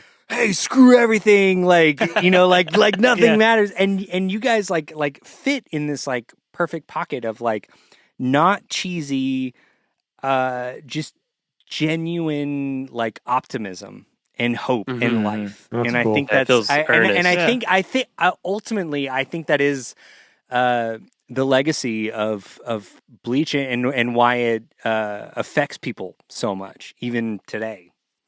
Yeah, I it's think really earnest cool. is a good word. That's Yeah. whoever said that. With that, it feels. Mhm. I mean, I think if anything, we always strive to be earnest in what we did, Yeah, just I to love be it. to be real and truthful, and like this is who we are. And yeah, that's It's cool. like- That's Yeah, I think it's like it's like not so hopeful that it's naive or Right. Yeah. Right. pretend Or And it's not cheesy. Yeah. or cheesy or not hope. Like there's hope. There's cheesy hopeful. There's the Blink-182 side, which is just like nothing matters. Then there's like emo, which is like collect a couple forks and like Everything let lightning matters. strike Right. you or whatever. Yeah. And Everything matters. everything Maybe matters. too much. And it's Yeah, and I think it's like no, like we live in a world that kind of sucks sometimes, but like there's also all this good stuff that happens. yeah. The good and the bad are all existing at the same time. Exactly. Yeah, because I think it's something that can like really speak to, a 15, 16-year-old, but can also like really speak to adults as well. Yeah. You know what I mean? It's just like they're Yeah, like I you was guys just as are- refreshing to hear a lot of these. Yeah, lyrics, exactly. like, yeah. on this listen I'm this like, week. yeah, I'm like- like Work kicked my ass the last couple weeks. Like things have been hard like with Yeah. with family stuff.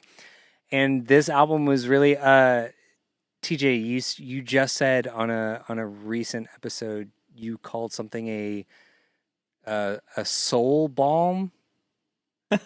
yes, I love that. balm Sounds for the right. soul. Yeah, Yeah, and I genuinely felt that way about this record. I was like, I just like every time I listened to it, I was like, oh man, I didn't know it, but this is exactly what I needed. So sorry, Exactly. I'm not that inevitably there's a part of every Church Jams now when we have artists on where we gas up the guests. But No, I'm enjoying this. Please keep. I love it.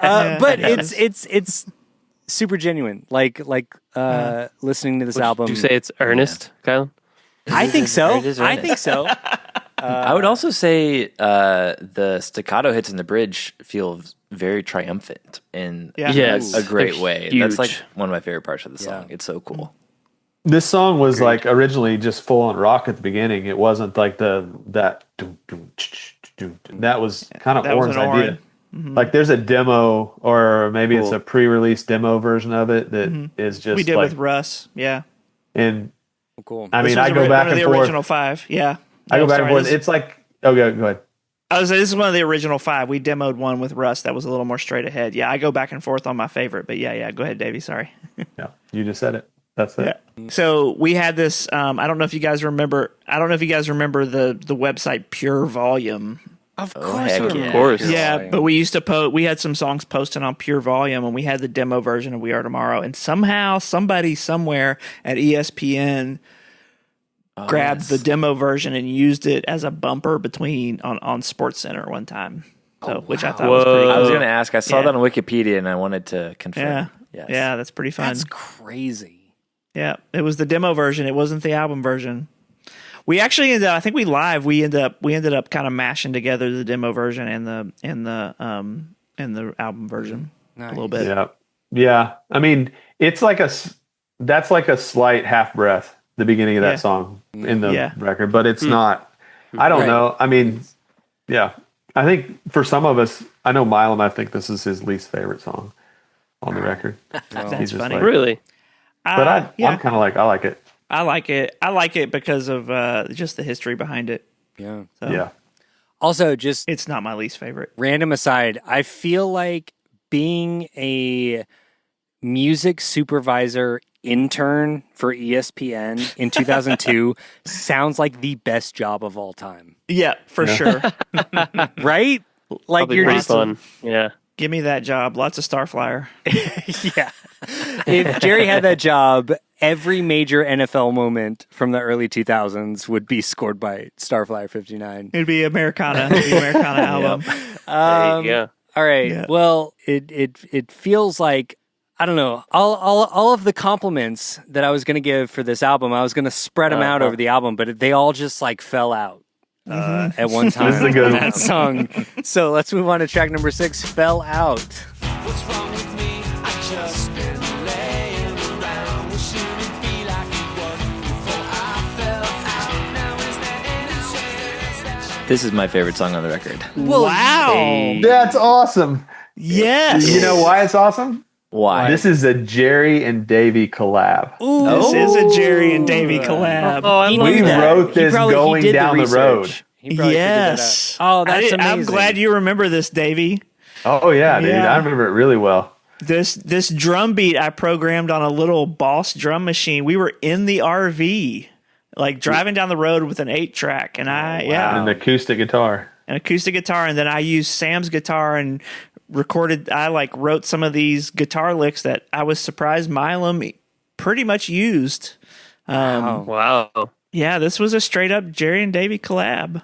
Wow. I want to hear a funny thing about this too. This song, I remember when we were recording it, we were like, we just do not want this to sound like Sugar Ray. Like it felt like the, Wow. and it was because That's it was kind of great. like, it Right, was just like the acoustic, We the dinner, started with acoustic, yeah, and it was just, Uh-huh. it's real like the melodically catchy. Right. It was like we. I mean, it is hook after hook. Well, is. it ends up feeling put some, less like, like Sugar Ray and turntable in more it. like Fountains of Wayne. Like it's Yeah. got that. Good. That Thank yeah, you. Yes. yeah, for sure. It's like Hallelujah. Amen. it's got Thank you that so much. very specific kind of like catchy thing. And yeah, starting out with acoustic at this point in the album, I think it's perfect. We'll move. Josh, okay, why else is Yeah, this your tell us favorite about it. song? Yeah. Let's talk about it. It's my favorite song. I mean, I can just go through You it. have the floor. It kind of, well, to start off, I'll say I think the verses are probably the catchiest moment on the record for me. The verses are Yes. so catchy in the best way possible that I love that you guys go back to it at the end and just keep repeating it because I'm like, that's all I wanted to hear. It's just like more of that verse melody all over again. Jerry, it makes sense that you co-wrote this song because I feel like this song kind of has like that 50s rock sound that we talked about with Your Me. Oh, yeah. From like Yeah. some of that Starflyer stuff. Like I Yep. feel like, and even lyrically, I'm like, I can imagine this working in like the 50s as like kind of a doo-wop kind of rock song. And the surf beat with the claps it contributes to that too. You got the Beach Boys kind of ooze going on in the bridge. I love the echoing vox on Is There Any Chance in the verses. Just add some nice like kind of like back and forth. And then the lyrics, just about making amends in a relationship, still ringing true. And a lot of like what Kylan was talking about on Broken the Head is that it's not like pointing fingers at the other person. It's a lot of like, oh, this is what I've done. Like it's a lot of like owning up to your shortcomings and the things that you've done in the relationship and working to fix those instead of pointing fingers or anything. So it's, I think, a very mature song lyrically, and it just, yeah, so catchy. Awesome. Totally. Thank you, man. Yeah, it stuck out to me lyrically too, Josh. I love that was like a part of why this one kind of was like that was like a clincher for you to pick it.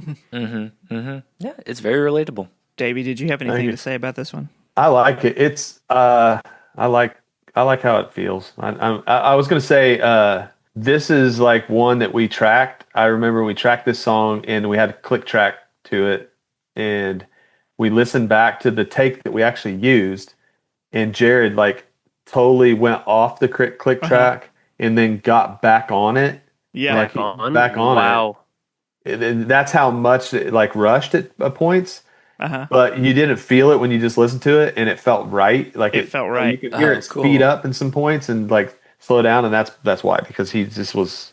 I don't know if he didn't have it loud enough. I don't think he had it loud enough in his ears, and we're just like, well, that sounds good still. So But he found his way home. He did. yeah, it did. I do have a fun fact about this song, about the recording process. Do you know what I'm going to tell, Davey? I hope so. So if you on the bridge when it breaks down, Those so claps you love. yeah, those claps that you love so much. First off, Gosh. there's an 808 bass in there, but but when we were doing those claps, we were like, man. This is the first time we've ever shared this. Yeah. This is the Doesn't first sound time we've big ever- enough. Yeah, it's just not slapping enough. We just need that to slap. And so the hand claps just weren't doing it. So a handful of us gathered around a microphone and You'll get us canceled, Jerry. I'm going to get us canceled, but We're real in earnest. yeah, we're real in earnest. So That's we, right. we, That's right. We You're dropped- earnestly we- canceled. We dropped trow and smacked our butts Oh, yes. on those claps. And you said you down. like if you rewind this and you said, and the hand claps, my face goes, Yeah. I mean, there were some hands in there. Hands were clapping things. sure. my God. clap on our booties. Yeah. Guys, Dude, guys. this is incredible. Studio trick for anyone out there. If you can't get the right snap from your clap, there you go. Yep. Use, I'm Yep. using that on my next track. Drop My your next drawers. track I that I'm don't- releasing. I want to say that we didn't even tell Orrin we did that. And he's like, that sounds better. Or something. didn't know? Maybe Oh, not. that's I don't great. know. I I think think we're it may just have been like, Dan. That was Okay. a 4 a.m. Oh, yeah, maybe. delirium. yeah. Like, and Guys, we woke this up the is- next morning. We're like, this sounds great.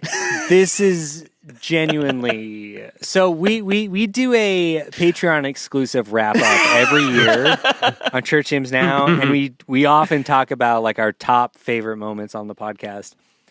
Not only is this going to top my favorite moment of the entire year, this might make it as the top fun fact that I've learned in the entirety of this show. Oh, no. Like, I love that so Yeah. much because I get Yeah, it. that's Like, great. we've all been Insider there too. info. Like those studio moments, you're like doing gang vocals or you're just like, it's the middle of the night. And you're just Snap was like, cleaning. Most Yeah, of it's us ones like, you what's wake up the happening? next morning, you're like, that wasn't what was I thinking? What were we doing? But then Oh. you But woke then up, it you're like, sounds that worked? great. It's like, oh, Yeah. guys. Okay, I legitimately want to like write a movie about the making of this record, with Snap as the protagonist, obviously. But this is like Yes. a Y'all are major background like characters. Act 2 moment. At best.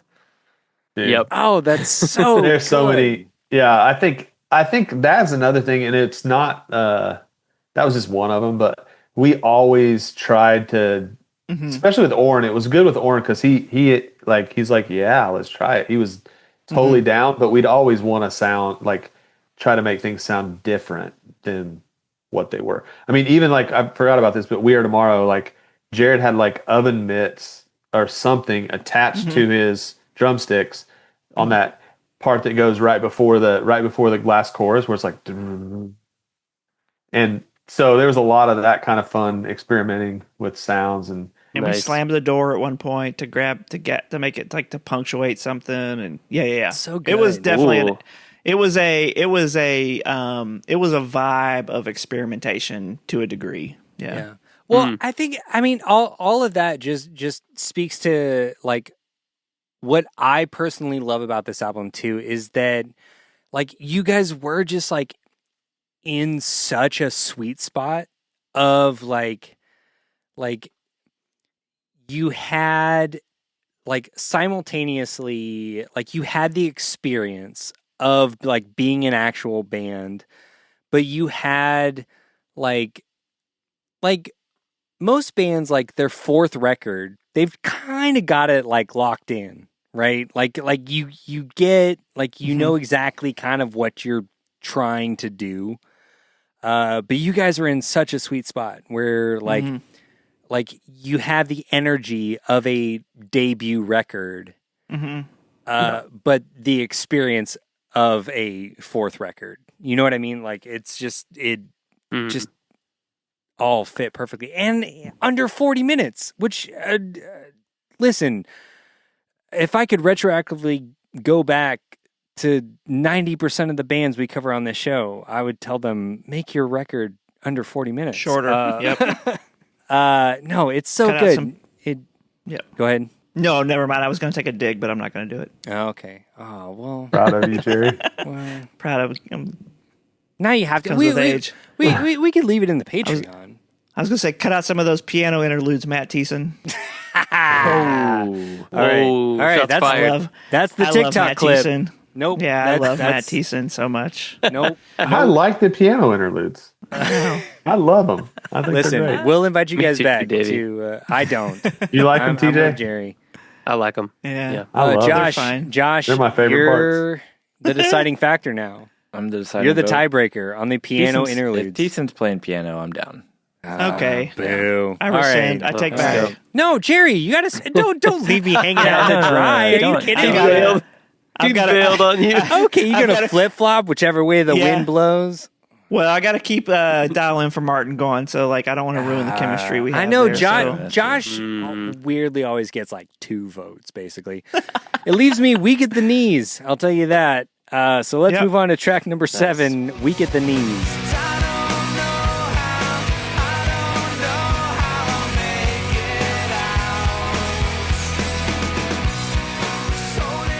Favorite song. It is. Yep. Nice. Favorite song. The lyrics are The literal. realist. Yeah. They're literal. That's why like it's my I'm favorite. literally. Collector's been calling Also- you? Tell us the story. I mean, we were broke. I was living with my in-laws. Like my wife and I had a merch company, and my ex-wife and people. It's a crazy story, but there was a dude that ordered a bunch of merch from us, and he ended up being like a total con artist. Like he was a manager for this band that was like a techno Christian band, and he's like, "Yeah, I need like 30,000 shirts." And 30,000. we were like, "Yes, okay, the big ones come in." So we did it and like shipped them all, and then he just like kind of disappeared. Oh, We couldn't get a hold of him or the band, and turns out that no. he was literally wanted by the FBI. Like the band, we finally got a hold of the band, and they're like, "Yeah, it was kind of weird. Like we were going backstage at like Smashing Pumpkins shows, and I met Billy Corgan, and we were staying in these super nice hotels, flying first class, and then like all of a sudden, like there was one hotel we stayed at, and he came to our rooms really quick and was like, we got to leave, and we went down the like the stairwell, left out of the stairwell, and he's like, so we don't know where the shirts are, and we're like, we don't even want the shirts. So, I mean, what are we going to do with Right. 30,000 shirts of this band that's It's not very even specific. together? Wow. So Whoa. yeah, so bankrupt I need the Netflix like Fire financially Festival and emotionally documentary about you know? this guy. Yeah, so it was like it was something was say to hold on for one more night Wow, because we got to this get to is- the first time coming. That's This is my crazy. favorite song to play live. Yep. Cool. It's something about like just like knowing the story, knowing how real it is, like that is like legitimately. I mean, and I think every one of us in the band at that time has a similar story, like or a similar feeling. Like I was when we were kind of going through that. I was fairly newly married at the time. We were not doing well financially, and just like times are lean and Yeah. man, you know, like it was just like to me lyrically there's not a song this one is just the most real, and I don't know, man, something about it just hit me. It hits a spot every time. It's I was sitting there looking, I was like, it's tough to it was pretty close to another one, but this I think this one takes it for me, just because adding into like I just love playing it live. It just that outro, like musically when we come out of like there's like we kind of hit this one note and it kicks into that something inside me is saying hold on just for one more night. Like I don't know, I just love playing that, man. Like every night I just remember it would just like this is a moment of vulnerability, but like I can remember so many nights playing a handful of songs from this album, specifically this one and one we're going to talk about in a minute, but just like genuinely being like just moved, right? Like emotionally, whatever you want, like just like feeling like just like overtaken by something, like being fully immersed in like knowing the lyrics, knowing like what we went through to get to this point, knowing like what fed this song, like what led to this song, and just like so many nights of just like leaving it kind of all on the stage there. It was just like I don't know. This is one of those songs for me. That makes sense, Jerry. I Also, love like that. musically listening to this, if you slowed this down by like 30 BPM with those bends, it would be a Starflyer 59 song. That's actually true. Yep. You just slowed it down by half. It would. Yep. I love that. Yeah, I can remember. I remember writing this in a hotel room, and I think I think you guys went to do something, and I wrote this song and the Christmas song that we did at the same time.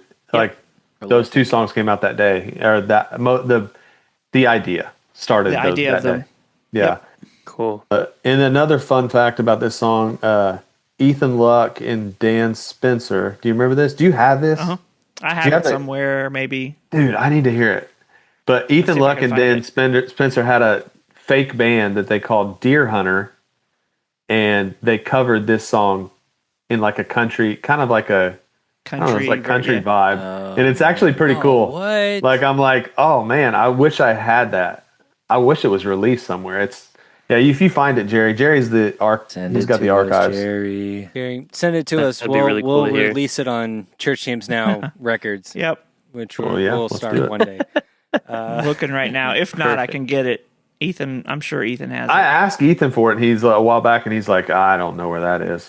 I'll have to look when I get home. probably- He's on That makes sense. somewhere. Like, how would Yeah. he know? Like, No. everything that he's done, I can't imagine he's able to keep track of everything. Yeah, I have it somewhere.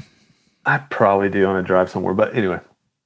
Well, we found out a lot about that song, and now we found you out. From track number 8. Found You Out. I wait a million years to feel the way that I feel right now. But I can't say that it's figured out. Love that guitar. This is our Welcome to the Jungle nod. Nice. That tracks. Yeah, it's a little slash. No, and the guitar line lines up really well with the vocal melody in the chorus in a fun way. This is some of my favorite bass on the album, honestly. Not because the part does anything flashy, but just because of I felt most locked in with Jared on this song. And it just I feels can the hear that. tightest. Yeah. Yeah. You guys are dialed. It's a fun one to play live too. Yeah, this is one of my favorites live just because the breakdown section. So to throw back to I wanted a piano part in there, but no, I'm just kidding. But to You throw wanted back a to full piano interlude there. Interlude, yeah. Played by Matt Thiessen. throw back to the feeling of the change that happened in the scene whenever we switched to Tooth and Nail. We played this song at Cornerstone, and it wasn't released yet, or I didn't know it was released. And I think that they did is release it on this compilation of their new stuff. And I remember playing this song, and we get to the breakdown where it and then it just goes to just the vocal, and everybody was singing it, and I was like, oh wow, that's cool. Nice. That's never happened before. Where the song, how do they know it? And I remember feeling like, okay, yeah, it's gonna be okay. We're gonna be able to do this. So There was a vocal part to this breakdown that we cut. Do you remember that, Davey? Yeah, what was? We did something. It was like, this is how it's gonna go, or something. Yeah. Over that part, and it was just like, oh, that's cheesy as hell. We're not. I think it was and I kind of remember that. I wish I'm glad we cut it. Yeah, just the instrumental build works. But it felt that part. Yeah. Everybody sang That's it, and I was great. like, okay, let's go. But I love that. I will say this: this is probably one of my least favorite. I like the chorus, but the verses, I'm a little it's one of the ones where I'm like, yeah. Wait, why? Why? Just ain't it swell like a sweet Southern belle? Like what? I mean, to me, that was just I don't know. Hindsight, I feel like it's throwaway, or ain't it great? Oh wait, no, I thought ain't it great? Not a moment too late, but ain't it fine like sweet summertime? I'm just that was actually probably a nod to Johnny Come Lately, Yeah. who is Friend of ours. a friend of ours who's going to be playing these shows with us. This guy Pete. Yeah. Pete from the band Johnny Come Lately. When you hold the lyrics close, it all makes sense. Why you may not love it.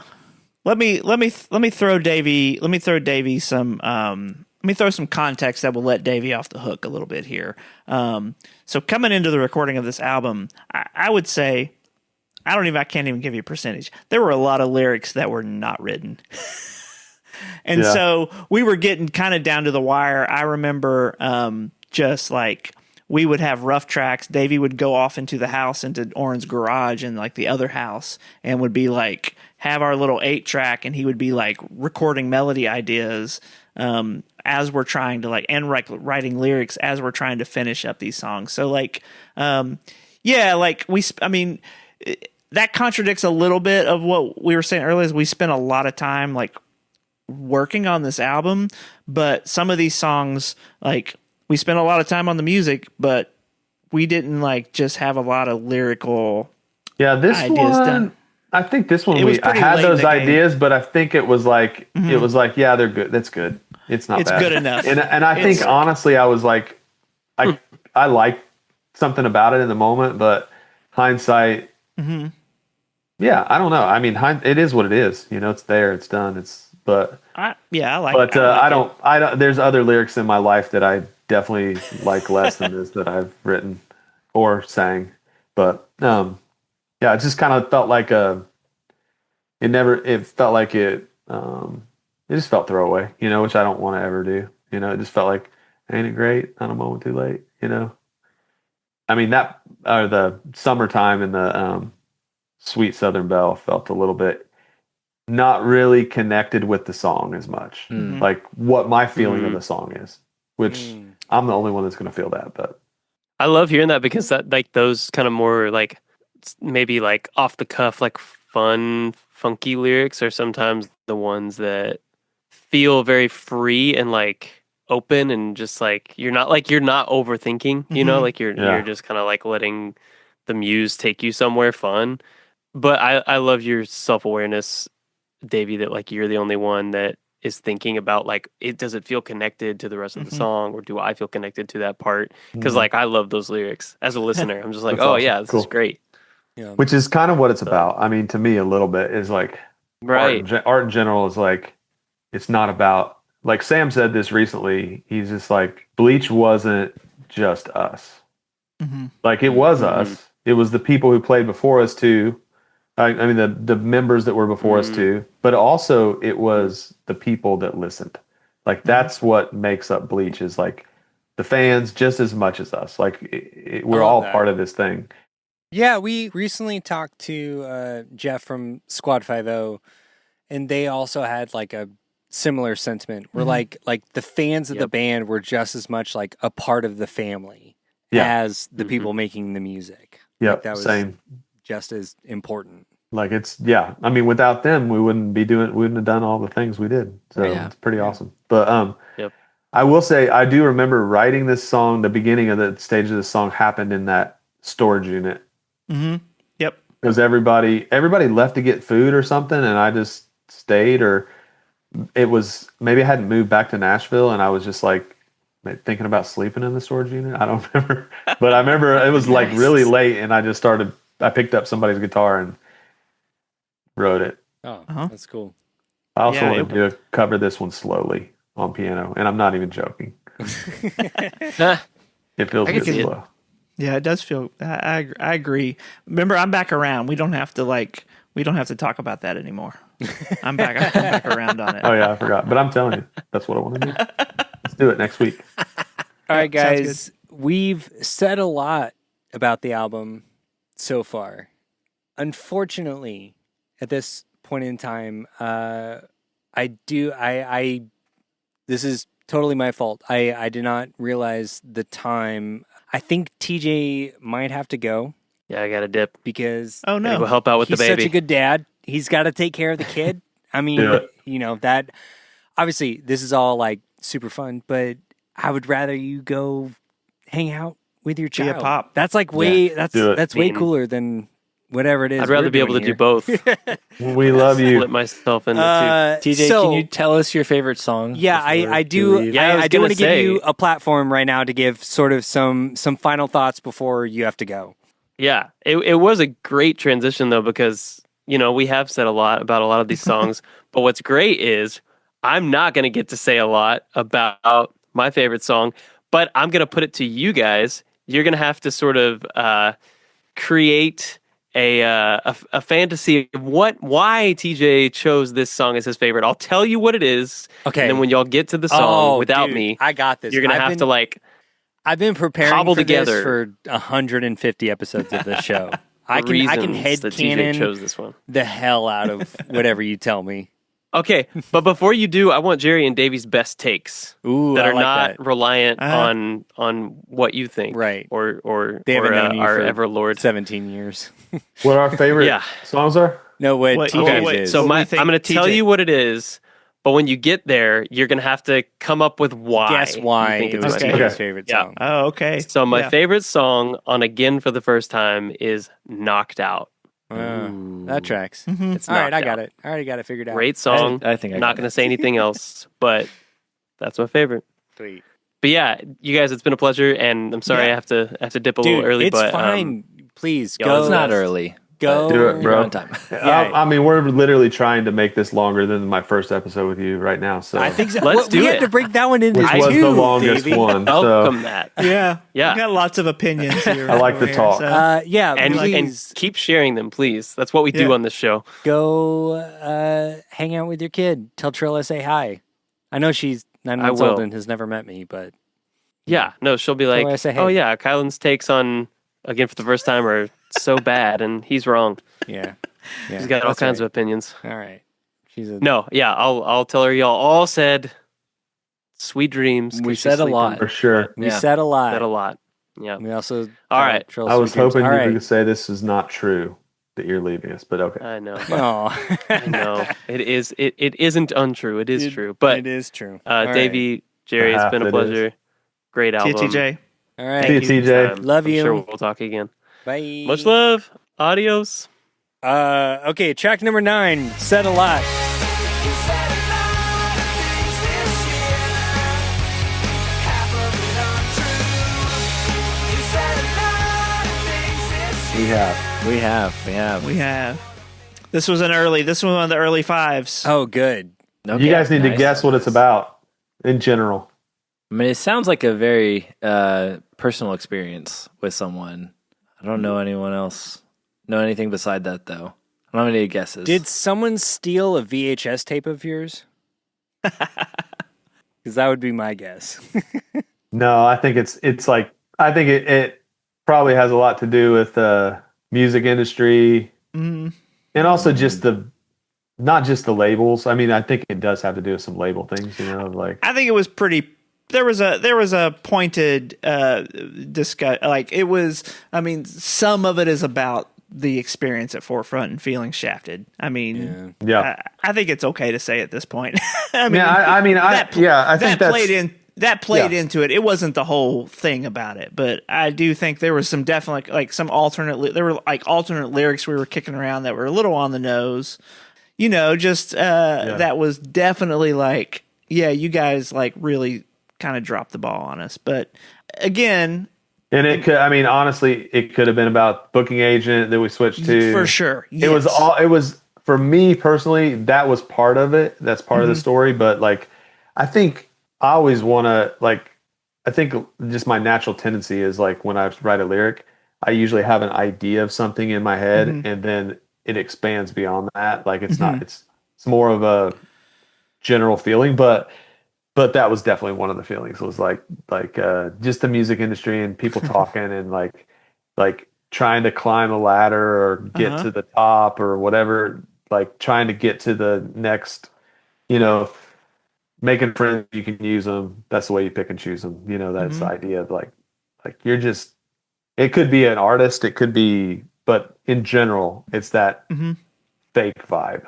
that drives me crazy. well, and I think that goes to the point of like even just the earnestness of what we did. Of like, yeah, this was kind of what this is what inspired it. This is what like there was a little bit of anger and bitterness and frustration, but at the same time of like if you listen to the end of the song, like it's not all that. It's like, all right, but like where do we exist outside of that as a band? Like we're obviously we don't want to fall into that. Like, we don't want to fall into that same cycle of becoming the jaded band, just trying to, do what we can because we're out here just trying to make a buck and et cetera, et cetera. It's like, no, like we want to exist outside of that. And, it becomes a little broader than that. But I mean, it definitely, like, I think it again is taking that thing that it's like, it is a thing that is frustrating. It is a thing that we see that was extremely frustrating to us as a band, but like, okay, where do we exist in that? So, Right. Yeah. I think it's that whole thing of like, you gave for the label side, it's like you gave your life to making something, and then it's like, yeah, we're going to do this, this, and this, and then be like, oh, we did give your marketing budget. Right. It's like, why did you tell us that? yeah, Why did you just say that? Like, and I think that's part of it, but I think overall it's this whole vibe of, but you're right, Jerry. It's like, hey, all this stuff is the BS that kind of exists around being in a band and the business side of it and all that. But to say there's hope, I'm not jaded, my passion for this hasn't faded, is like to say I'm in still. And I believe in the altruist, like I believe in this little nugget of justice that can exist in art. Yeah. And I think that's always been us a little bit, is like, if we see somebody that's looking at people as pawns, or like, we'll straight up call them out. Like, don't mistake our kindness for weakness. You know what I mean? Like, it's like we, and Sam did it a lot. There are times Sam did that. He just like go call somebody out and just be like, look, I don't care who you are. I don't care what your position is. It doesn't matter.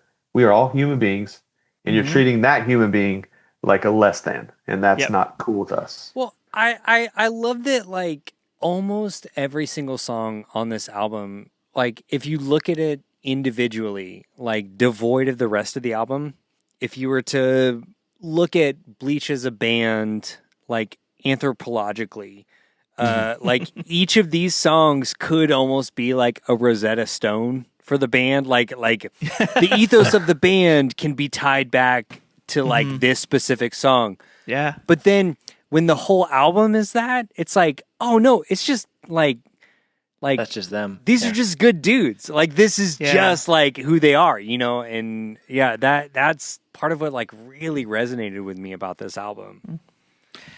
It was interesting, Davey, that you said that, because I was just telling someone the other day, like, about how like that was the thing Bleach was always about, like, people or scenarios or anything that we felt like people that like the church maybe was dismissing or discounting were people and situations that we were drawn to. I mean, dude, we like literally, and this might make you cringe, Jerry, but we literally prayed I know, I remember. that God would allow us to to love the unlovable. And then the floodgates freaking opened, and we had a lot of unlovable. But at the same time, it was like, we're all humans. It's like, let's try to love them, even though it's hard. They're calling us 3 a.m. because Sam gave us the phone number.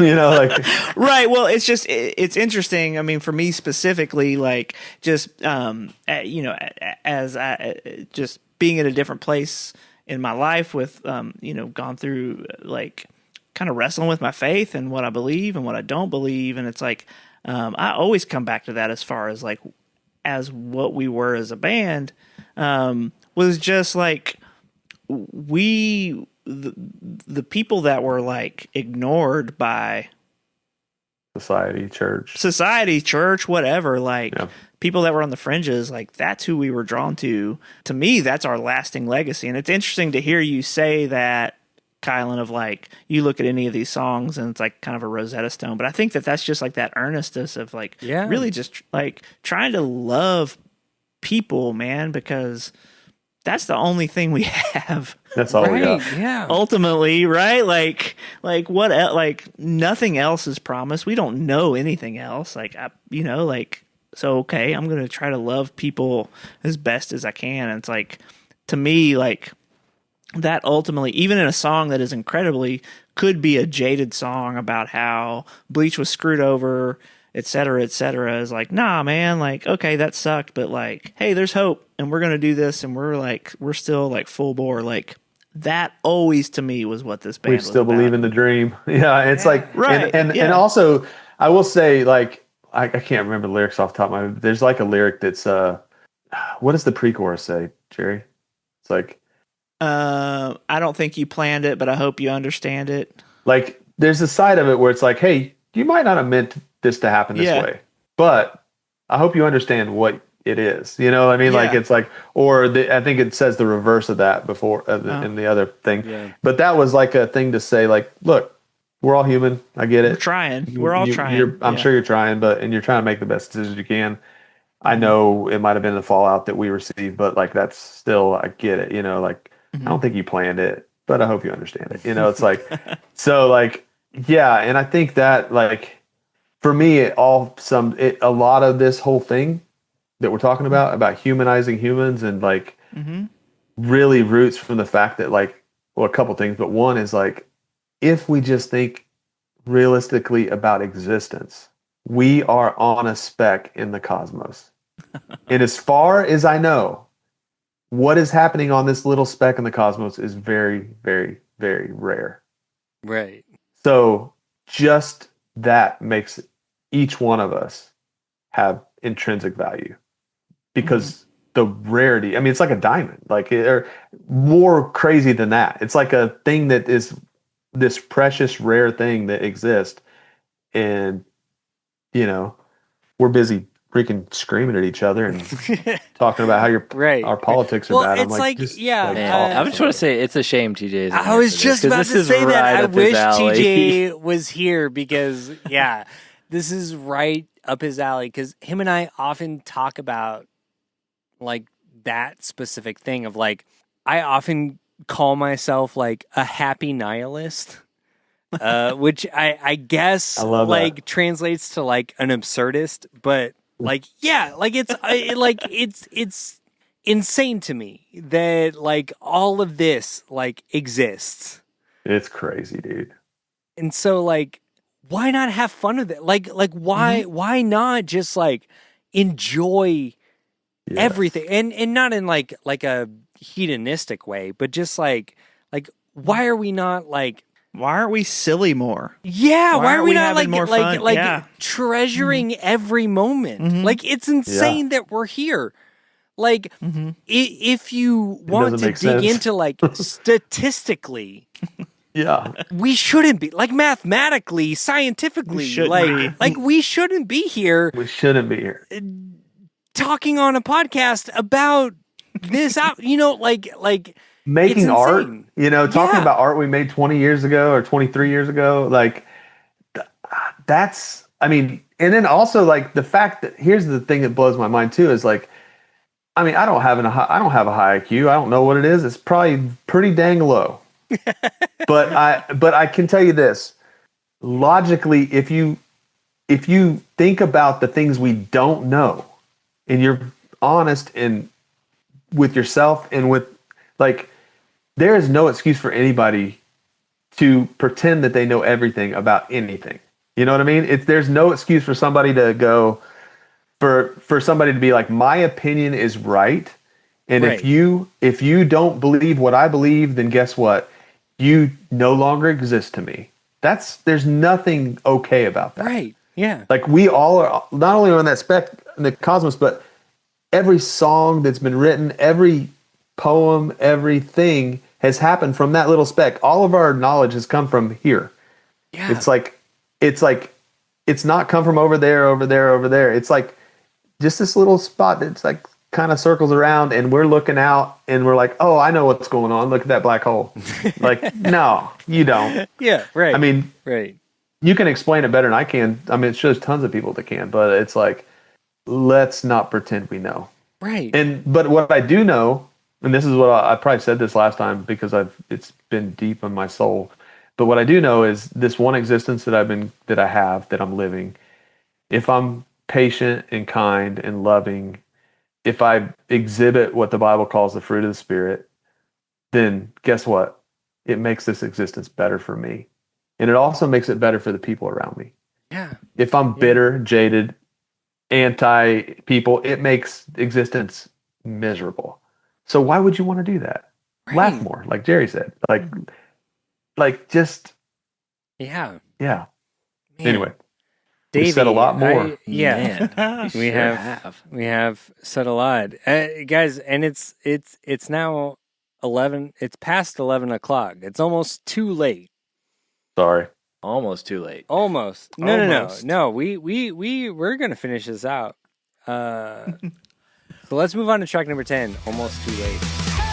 It's almost too late. It's almost too late. It's almost too late. This conversation makes my notes and questions just seem so silly.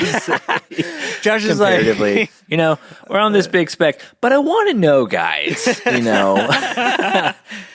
No, but I did have a question. Okay. That this song starts off with a pretty rockin' riff, and you guys have had some, for being a band that has riffs and can rip solos, y'all don't spend a lot of time doing like instrumentals or grooves and stuff like that. The songs are like pretty driving, and you're in and you're out, and like Davy's basically singing all the time, which I don't mind. But I was like, if I like the talk. I would expect that, yeah. Insane. But I would expect that more from a band that like maybe doesn't have the chops to back it up, which y'all clearly do. So it was like, was that just for this record that you're trying to like just make it just like you're talking about with straight up rock records, rock songs, bang, bang, bang, bang, bang, or I don't know, because I feel like you guys just kind of like rip through a song and like cool. This record specifically is definitely more that way, and I think intentionally. But there were some things that we cut out, like that whole section that we're like, yeah, you don't need to sing over this, Davey. And then the part's not that good. And I'm like, okay, you're probably right, but it feels long. You know, it's like, Yeah. so I think we just were like trying to make a concise record. The funny thing about this song, I will say, is that it was also literal. It was almost too late. Like, the record was getting mastered, not even mixed, but mastered. And we gathered our friends into the other room at the mastering studio and recorded all the vocals. So they were literally like, I sang it, and then our friends, we all stood around a mic and we're like, hey, you know, so yeah. And then just the quickest of mixes to finish to get right to the master. Didn't really even mix it. Like, it was Didn't just even pretty much mix it. like, I was like, yep, that's what it so is. good. just fixed the levels and pushed it over. And I mean, it works out because it's that kind of song, but it was kind of like literally almost too late. Guys, like, it was Bleach is like its most final hour of anything. exactly my kind of punk music. Like, it's just like, like it He's is frozen with that like smile. genuinely punk rock. Like, it's everything that punk rock should stand for. You just hanging out, slapping butts, recording vocals last minute, like just having a good time, man. Yep. Hooting and hollering. Yep. Yeah. It's my least favorite song on the album, but not to be a Wow. buzzkill. I was wondering what you were going to say. Yeah, and it is one of those songs. It's probably one of my least too, but it's also like I have a fondness for it just because it was. Yeah, because of what it was. I like it. I but do love it's this. like it's a party song. Yeah. Like, it's just, to It me, is like truly that. having it at this point on the record, like I really enjoy it because of the sort of like almost off the rails nature of it. It's just like, yeah, I don't know. Well, Here's a party song, this guys. is exactly when Davey was talking earlier about like songs like feeling like it's going to be off the rails. This is the first one that comes to mind because it's like it truly was like I feel like Milam was trying to do his best like 80s metal like riff. Milam was real big into like Cinderella and just like 80s hard rock, and you know it was kind of goofy to me. It just felt goofy, and I do look at it now of like I can appreciate it for what it was. I wanted to be so serious and be such a like an artist back then and be like, oh, this is just like this isn't cool. And so I mean maybe that's coloring my For sure. my No, memories I of it a little bit, but Totally get that. It definitely. But now it's looking back at it yeah, now, it's a good. it's cool. Yeah, yeah. I wouldn't want the album to not have it. There you go. That's kind of So how I feel. like that. It was like, but I think when we did it, there was a side of all of us that was just like, should we have not done that? Like, because it was like you didn't give us, we didn't have any time to decide whether Yeah, we it should was have like, done you it. gotta It do was an like hour it is or getting not. mastered. Yeah. So Yeah. It's but fine. It was almost glad too we did. late. Yeah, I like Yeah. it. I don't know. I like it. I like that. It feels very punk rock now. Like as like the resident vibe guy, I'm just like, yeah, it's a good vibe. All right. Let's move on to track number 11. Oh no, Andy's doing time. Mike said his homeschool's fine, and Jenny. This was almost my favorite song. Ah. This feels Very Yeah. good. very This is- like early Weezer to me. I agree. This is a song originally called Panoram that we wrote for that's right. that Matt Static. wrote we wrote for Static, and Matt wow. wrote the music, and it had a whole different melody and lyrics. And I remember we were in the RV cruising like one night, and I was by myself driving, and I just had a CD, like a literal boombox next to us with a CD player, and I was pushing play on it, and I was just singing these lyrics, and it's literally about our families. Like my brothers, Andy, Mike, Jimmy, and then my sister's name's Kathy. Oh wow. And it was about where they were. It's like a time stamp. And then, Sherry and Angie staying up late with Journey. So Angie's Sam's wife. Journey's his firstborn with Sherry, Jerry's ex-wife, and Jen, my ex-wife. I'm so glad they're friends. Yeah. And then the next verse is even more dark because Josh, it says, "Hey Josh, how's the service? All this talk of war makes me nervous." And Josh was Mileman Jared's brother who was killed in Iraq. Yeah. This is like super And I like it. yeah, I know that Winston's the man. That's my favorite line though. Winston Was. Jared and Milam's like their family dog, and you had to literally, like, he had a thing. He actually bit Oren's hands, and Oren had to go to the hospital. Like, tore his hands up because Oren's just like, "Hey," and you start to pet him, and he likes it, and then he starts going. And all of a sudden He's like an American bulldog, and it's like these are like steaks to him. So literally, they tell you like, "Hey, hide your hands when you go in there, because He'll go. if you go in there, you better hide your hands, because like if you don't, he's gonna eat them." Yeah. And let's see, Diesel's coming to the show. That was Sam's dad, who just passed away a few years ago. Who showed up? He was like at every like Every anytime show. he could come, he was there. And then I bet Mama's cooking something good. That's Jerry's Mama, and she always would like try to feed him things he didn't want. Always, maybe, I don't know. Yeah, I We can lived talk with about my that. I lived with my grandma for a while, and yeah, she was always cooking, trying to cook and feed me. So, yeah. Yeah, and Shaq was our manager. I love that. I know Shaq. I know money's tight. Don't give up the fight. It was like very Yeah. personal song. Oh, that's great. that- I love that. Stamps a time in our life that's not the same as it was. Yeah. Well, and I've always interpreted it as like you say you're the lucky ones, but it's like, I don't know, like an ode to all the little like insignificant things that feel like insignificant, but then when you're like out on tour, like you miss like just the regular life of it all, and you're like, Yeah. that's the kind of the juxtaposition of things that aren't insignificant are actually like the things that you miss the most about being home. Yeah, the mental Yeah. picture for me is like literally driving it as the sun's coming up or as it's setting into the sun, going, "Say I'm a lucky one. Am I really the lucky one?" Yeah. It's like missing all these things that are happening back at home, and but at the same time being grateful for it. And it got me in trouble with my brother Andy's kids, because recently I had to explain it to him. And he hadn't told him the story, but Oh no. which came up later with Jerry in a podcast recently. But okay, so my brother played a prank. I'm not going to tell the whole story, but he played a prank on some guys at college, and he thought it was 3 guys camping, and it was my cousin and my brother and some friends went out to the lake to play a prank on these guys that were camping. They went to the place where they were camping, and there were 3 guys. My cousin went down. My brother stayed in the woods because he didn't want them to see him. my cousin went down and a few other people, and they gave these guys a hard time, act like they were going to hold them up, going to rob them. Turns out it was the 3 guys from that school. The first thing he asked was like, "Are you guys go to that Kentucky Christian College?" And they're like, "Yeah." So he thought, "Oh, these are the guys. This is where they always camp." Played this big prank on him, act like they held him up, and basically it was the wrong 3 guys. Oh, Fast forward, that was like 95, 96. My brother was literally on NBC. They ended up, the cops came, there was a break. He went back to school. He was in the main part of school, and the police cars pulled up, arrested him at school, and he's like, "Does it have to come to this? Like, I said I was sorry."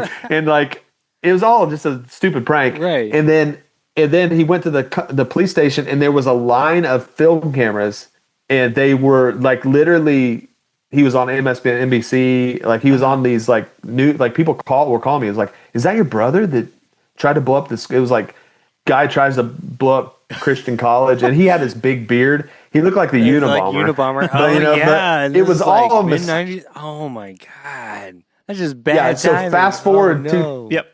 2025 and Jerry. So fast forward to last week, I'm on a comedy podcast with a guy. I'm doing a podcast about writing comedy, and it comes up that I was in Bleach, and the host of the podcast was like, "Oh, I have a funny Bleach story. One of the guy's brothers, and I think maybe his cousin, held me and my friends up in the forest one time." He was one of the 3 guys. What? I'm like, wait, what? My God. That is Jerry told me that last week, and I was like, "Dude, that's Andy's doing time." And he's like, "Wait, what? Oh, I'm like, yeah, hold that on, makes wait, sense." what? Yes, yeah. So I sent the song to that guy. I'm like, "Oh yeah, that situation," because he's like, "Man, I felt so bad about that." There was another guy there that was like wanting to press charges. He's like, "I didn't want to be involved, but I had got roped into it," and so I sent him the song, and he was like, "Oh man, I had no idea." Oh, that is Yeah. So I had to explain to my brother's kids about about I had to that. explain to my brother's kids why I said Andy's doing time, and I asked him about it. He was like, "Yeah, whatever, man, that's cool," not knowing that like it literally changed him. Like my brother, Right. It changed his life. Like it was because it was like I think there were like 4 felony counts, so he could have been like, and he got Like, off he of them. coulda- I mean, it was just like, but it was like, yeah, a lot of That things. is So wild. That's crazy. yeah. Anyway, he probably hate that I'm talking about it right now. No, but that was one of my notes. I was like, I love that the song is named after all these people, and it's like you could have named it something like The Lucky Ones, but you just like, oh no, we're gonna pick Andy, and like this, he's doing time, and that's what everyone's gonna know about this song, and then you can like repeat it at the end just to really drive it home. over that and Andy's in over the and over. slammer. That's like what a big brother does, just picks. And picks. Yeah. No, for sure. I'm sorry, Andy. But hey, it's a Sorry, great Andy. song. And now just once again, guys, this might be my favorite episode of Church James Now. This is like we're getting more lore and There's so much lore. and There's so much lore. facts than I think we've ever gotten from anybody, right, Josh? It's pretty. It's I pretty don't know, good. like you guys weren't joking about this album having. I know, lore like and the most people are stories. like, yeah, it was So fun. many. We did the guitar and we used, I don't know, we used an Epiphone instead of a Les Paul. And you guys are like, no, like, I was on another podcast and he was the guy that was held up. Like, it reminds me of my like family history. So crazy. It feels like my family tree, like all the connections on this album. All right, guys, let's move on to TJ's Well, it's just favorite all song. a little go ahead. unstable. Yeah. Yeah. No, I'm just saying that's it's all just a little unstable. That's just kind of where we live. So Yep, that's right. Yeah. No, I love it. This is my favorite song Yeah, I too. feel like you're knocked out. All right, TJ Second and favorite Davy's song. favorite song, and I guess Jerry felt it was important to tell us it's his second favorite. Knocked out. It's all that I've done. I hope that it counts. I'd rather be knocked down. Jerry, I love giving you shit because I know you can take it. You do stand up. I know you can take I it. can. I'm good. And I'm good. So often I feel like I'm hurting people's feelings, but I know you can take it. Nah, I'm good. I'm good. Okay. This one. So Oh, go ahead. I first want to talk about why it's Davy's favorite song. Then I want to talk about why it's Jerry's second favorite song. And then we need to all discuss why we think it's TJ's favorite song. So Davy, why is this your favorite? I feel like it's a moment of like a little bit more, a little bit more serious discussion on the whole record and how we were feeling in the moment. You know, where we were. All that I've done, I hope this counts. Yeah. You know, I'd rather be knocked down than be knocked out. Like I'm not done yet. You know, but like it feels like it, and it feels connective in so many ways. But one thing I love about this song was this was the last lyric, besides Almost Too Late. This was the last lyric that we did. And this was one in particular that I was in the garage. It's Oren's house, you know, his like garage with an 8-track recording lyrics and didn't have any clue. Oren had just told us a story about this is like kind of deep to go into this, but I'm trying to make it quick. He had just told a story about him and our engineer Dan had went fishing at this dam, and they were fishing and they heard this sound go off and they didn't realize it was the dam was opening up, and literally it turned their boat over, and they found the boat later like way down the river, but like him and Dan were knocked out of the boat and they were like hanging on, like Dan is hanging on to Oren, and then he slips out of his hands and like slides. Oren goes under a tree, and Dan's freaking out. And finally, like he takes his Dan's runs around. He's like 30 feet down, and Oren's hanging onto this tree, and he like Dan takes his belt off and drops it down and pulls Oren out of the thing. So that mental picture was in my head, along with like I'd already had the chorus of like rather be knocked down than be knocked out, but that mental picture was in my head. I went immediately into, this is the only time I've ever done this, but I went immediately to that garage and I recorded 6 or 7 of those tracks just vocal. They gave me the main music, Rough mix, yeah. and I just sang them consecutively, just sang whatever I was feeling. Boom, boom, boom, boom. And then let it sit for 2 days. Then I think Jerry was the first one. I was like, hey, come listen to this. Tell me if there's anything you like. And he just took notes of the lines he liked. And I had already kind of listened to it, took notes. And then I think maybe Milam went in and took notes. And then I compiled all of it. And I think I had like one lyric, one like phrase left to do. We put it together, and that's how it came out. So it feels like an act. It's like special to me. Yeah. It's like a special accident of how it worked together, and it feels like all. And I truly love the ending too. Yeah.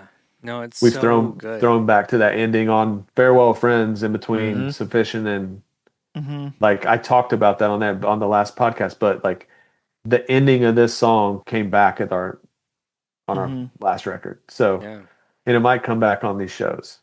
We'll see. Ooh, I love it. Like it does. But It does. that's why I love it. That's like so cool. I think TJ loves it for the same reasons. I think so, man. It's like it's so like earnest and heartfelt and like coming from this like beautiful longing place.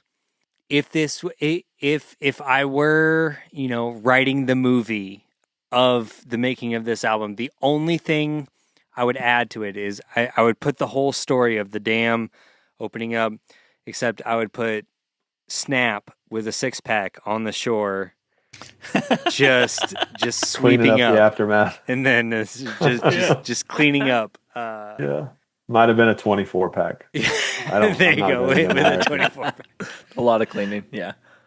A penultimate track is almost as, if not as important as a final track. Especially when you when the vibe of the album, to me, you're just so breakneck pace wise through the entire album. And then here it does feel like it slows down a little bit, and it really makes the earnestness that we felt on the entire album up to this point. If you had just dropped this in to almost any other album, it could, like, yeah, you guys like rode this line of just earnestness and realness. And if this had been on any other album, like, I could see this as being cheesy, but it's not. It feels completely earned at this point. Like, it feels like this is what you were building towards the entire time. Yeah, it backs up everything that Yeah. the statements on the earlier on the record. Yeah. Very, for me too, I mean, to kind of go along with what you were saying is like, this is an example of why sequencing is so important. And Yeah. we've 100%. lost that right now in music. I mean, it's like all about the singles, but like, Yeah, 100%. this is the reason why sequencing is important. And Yeah. I feel like it does it. Hopefully I love that you said that, because that's what 23 years ago, that's what I was hoping. I think Yeah. that's what we're Yeah. all No, hoping. it This is feels earned. another song that I think Jerry would agree. Yeah. I feel like this is another song that I think Jerry would agree that had those moments live too, where it was like, Oh, for in sure. that moment where it was like, hey, I hope what I'm doing here matters, you know, and I'd rather be just continually knocked down than to be completely out of this. And it really doesn't matter if anybody's listening.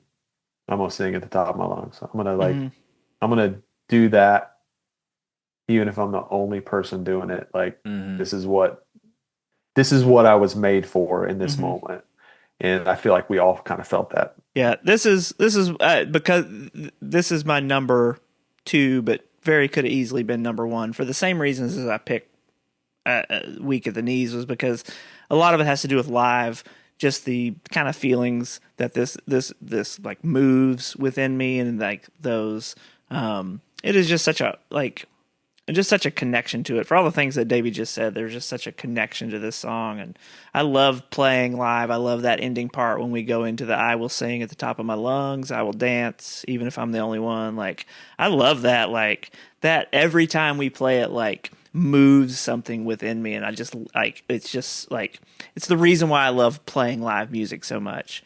Yeah.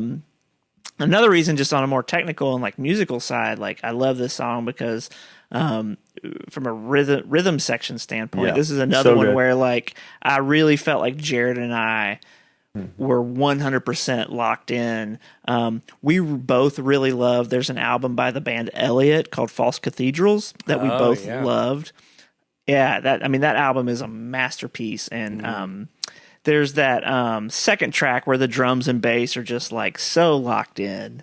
And it's just such a cool groove. And I remember Jared and I talking about that and, like, wanting to do something that, like, where we were just, like, so tight and so locked in. And it's one of my favorite bass parts, and it's morphed a little bit live. Like, I love, like, I just, like, Jared and I, like, we're going to get together in a few weeks and play music. Right. And it's like, that, like, knowledge and feeling of, like, I know exactly when Jared and I start playing this song, we're both going to know exactly what to do and how it goes. And, like, we're just, like, completely in sync. I just love that so much. Like, so this might have shot to my number 1. I don't know. Listen, it's a real Kylan anything, move, guys. It's a real Kylan move. It is. Hey, to talk yourself into this. Hard to pick from your own song in the moment. Yeah. But and yeah, I think TJ likes this song because of all the same reasons. Because I'm right. Yeah. He likes the bass line. He likes the bass. He likes the bass line. Because he likes the bass. Yep. Exactly. Obviously. All right, guys. It comes down to this. I will say, I just want to put on record, whenever TJ said this was his favorite song, for all the reasons you guys have talked about, but specifically the line that I think sums up and feels the most TJ to me is, and I will sing, and I hope it heals my heart. So I just want TJ, I want you to hear that is the clincher line for me. That feels like bomb. that's the most TJ. Yeah, it really is. It is. That's a Rosetta Stone for TJ. Kylan, it's like, I never thought of it, what you said, it could be cheesy, but if you just say those words, it sounds so cheesy. I'll sing at the top of my lungs. I'll dance if I'm the only one. And I hope we'll never be apart. I hope it heals my heart. It just feels Right, like that- it feels. But But when it you could hear be, it, you like, I if- remember thinking yeah. that in the moment, If it's you- kind of cheesy, but like honestly, that's exactly how I feel. Yeah, So, like if you come at it from like a cynical that's what I love about perspective. art. Yes, exactly. But if you come at it, It's like you can say the things that you wouldn't say in real life. yes, And it's exactly. like, and it means something more with the music behind it. Because I'm a songwriter as well, and I use songwriting as a way to like process all of my big feelings. It's like I'm really bad in arguments. I'm really bad in like when things are emotionally tough in the moment, but somehow I do feel like I'm pretty good at after the fact, like synthesizing all of those feelings down into lyrics, like things that are catchy and hooky and rhyme, but also like make a lot of sense. And so my wife and I often joke that it's music Kylan, because after like every big fight we have, like a week later, I'll be like, "Hey, can you check out this song I wrote? I'm really excited about it." And she's like, "Oh, okay. Here's Music Island." And then after the fact, she's like, "Oh, okay. Now your perspective in that argument or whatever makes complete sense. Like I didn't get it before." So like, yeah, I totally get it. That's like and it can be like if you approach it cynically, a lot of lyrics can be really cheesy. But it's not just about the lyrics. It's like it's everything all together, and within the context of the vocal delivery, the music, the placement on the album, the band's ethos as a whole, like you can just start to like radiate out, and it can all be like incredibly impactful. And I think we are losing that a lot, like with singles, Yeah. and even with like like you can map the same thing on to Robots. like movies and stuff, and like how people just like share scenes from movies on TikTok, and it's like, oh well, like this scene is really funny in this context of like, or completely void of context, but if you were like to watch it within the 2 hour span of the movie, it would make sense. Anyway, I'm so sorry, Josh. I like Josh and Jerry's eyes both are like starting to close. Yeah, I know. Well, they've done this with We're just me. thinking about the next. Past almost being too late. We're just texting about the next. I know. Episode. We're just planning it. star flying over here. I know. They've done this with me too long. They understand that sometimes this happens. I'm like a It's all good. pretentious mogwai. After 11 o'clock, if I start talking about movies, I can't stop. All right, guys, it comes down to this. The last track. We've done it. Track number 13, done Jen's it. song. I've got a plan to make it work. I know that I've been The exhale. Which is my favorite song on the record. Oh, I love that. Is that also because your wife's name is Jen, Kyle? 1,000%. Yeah. And maybe because you've been a jerk sometimes. 1,000%. Yeah. It sounded like you were just describing the argument All of the and above. writing a Yes. song. And okay. So my wife's name is Jen.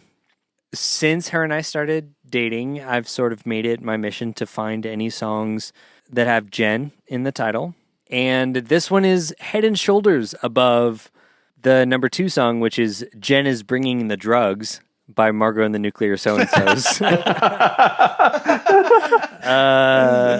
Which, to be fair, is also a great song.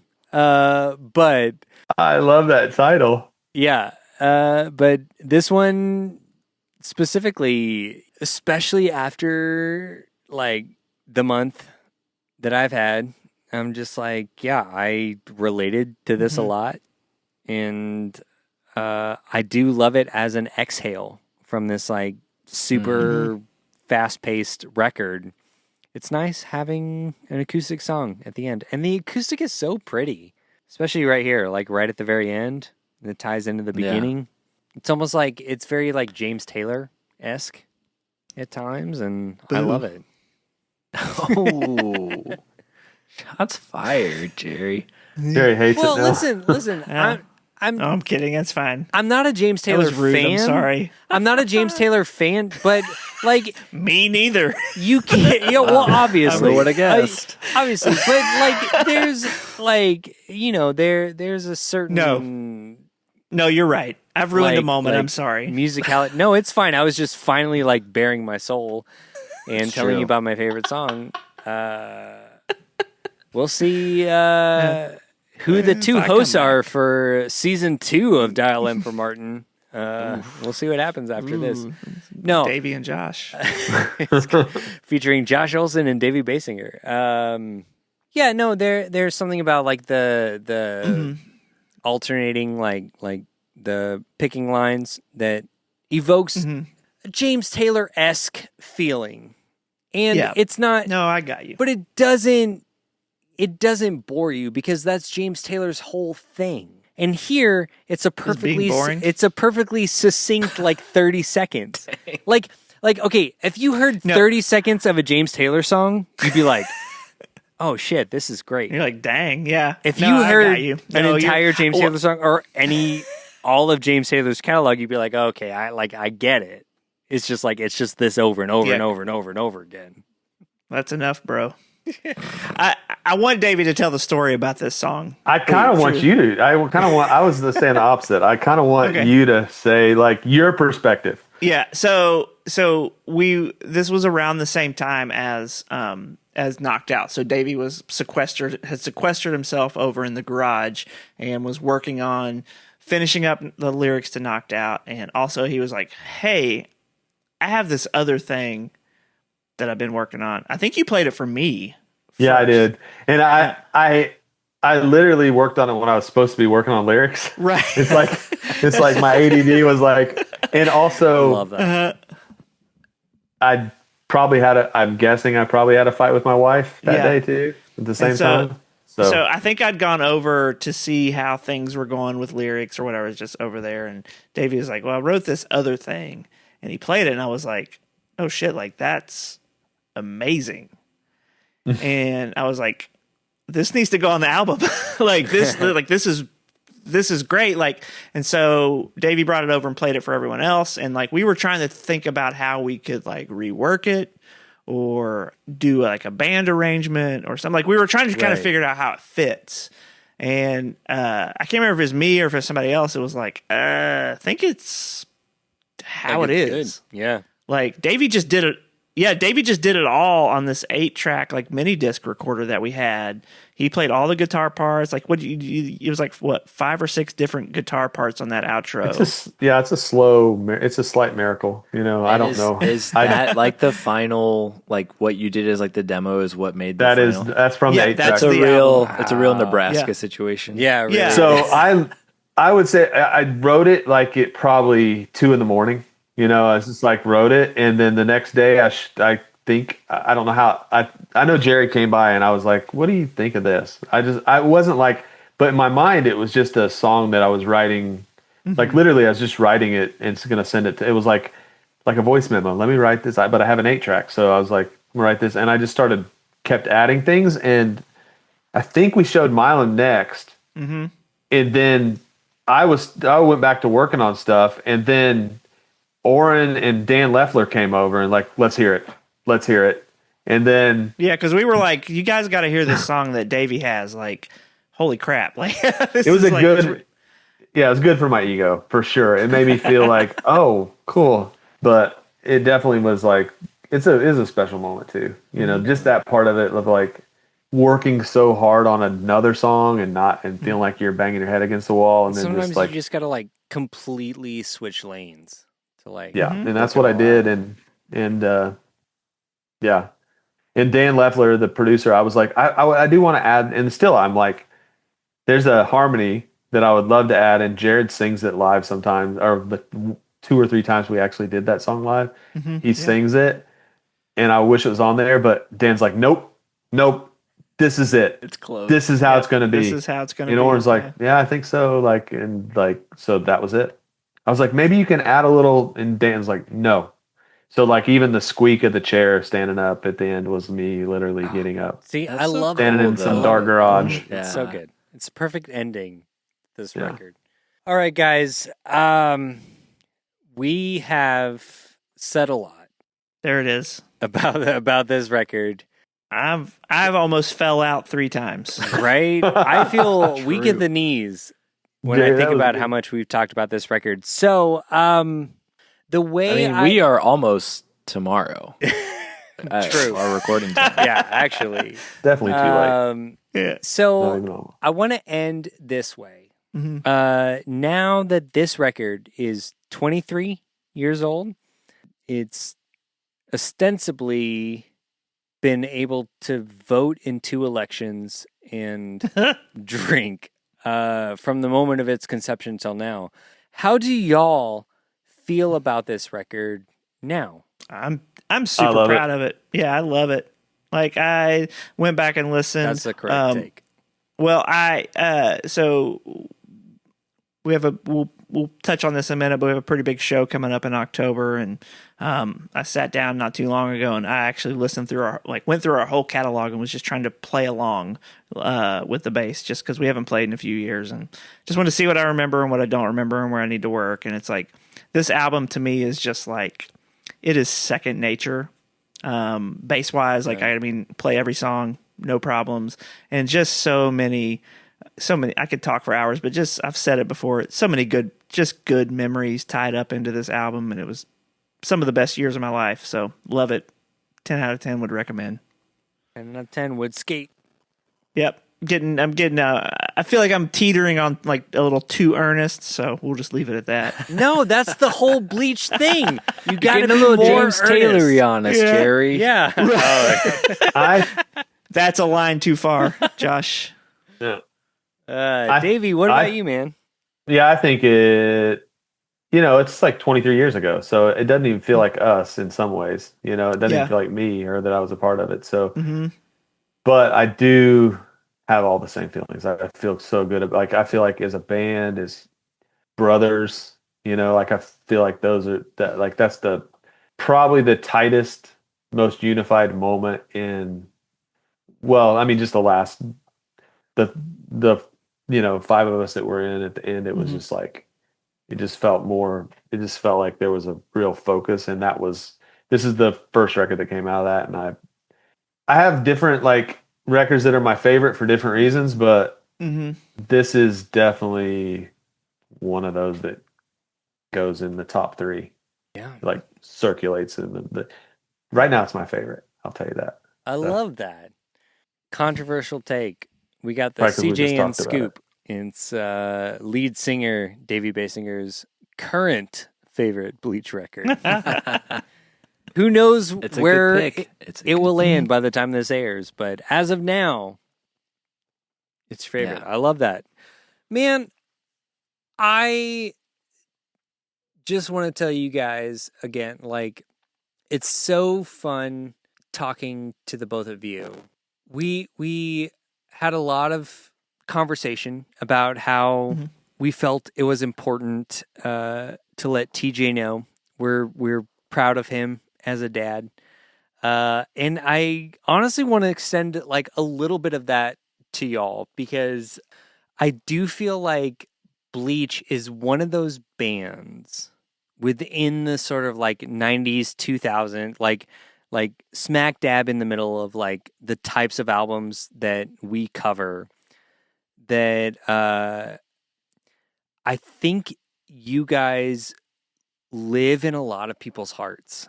And I don't know how much you guys have heard that or seen that.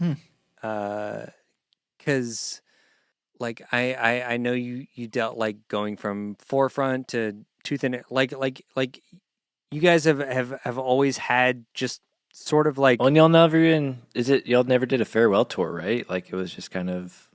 Or No, was we there? did. a little. There was. We Okay, did. there was. But Okay, you- We did a remember. full farewell Yeah. tour. Like we Okay, did it, and but it was before the record, the last yeah, record. but Yeah. I just want to take a minute to sort of like speak for all of the people that like who hold Bleach in a special place.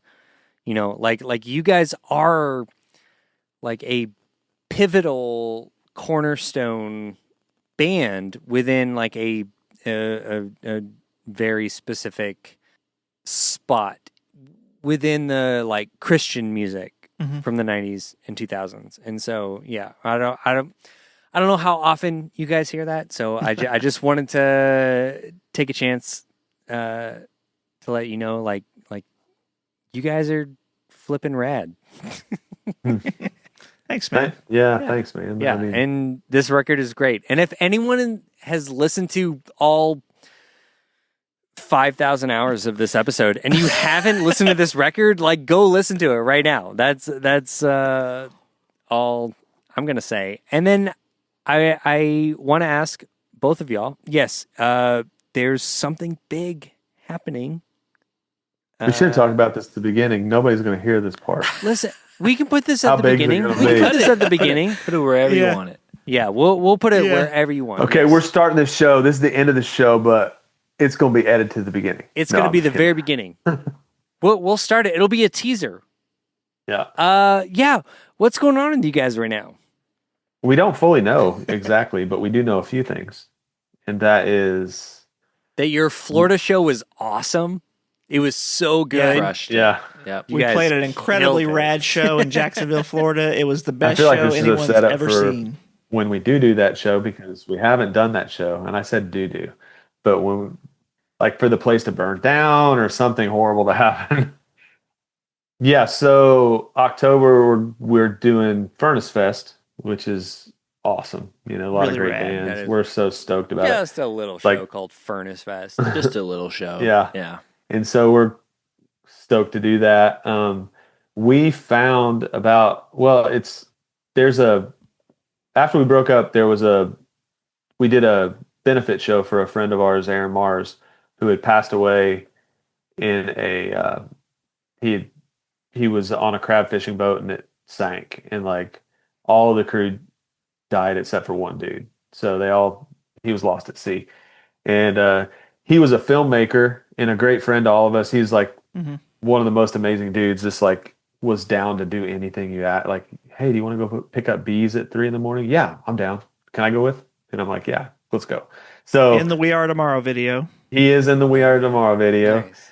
And he one of all of our best friends, but like he was filming a documentary about crab fishing, and he had gotten fired from his job. He worked at Goatee as a graphic designer and got fired because he didn't work, and he knew, like, he would come over to my house and hang out for like 5 hours, and I'd be like, dude, don't you gotta go back to work? He's like, nah, it's okay.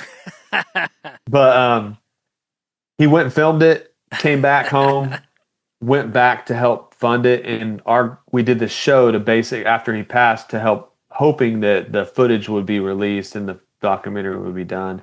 It still hasn't. I don't even know where the footage is, but basically we did the show with Reliant K, John Ruman, Evan Anthem. I'm looking over this way because the tour poster's over there. The Kick and Holland. And unbeknownst to me, I think some of us knew, but like Mark Townsend recorded it.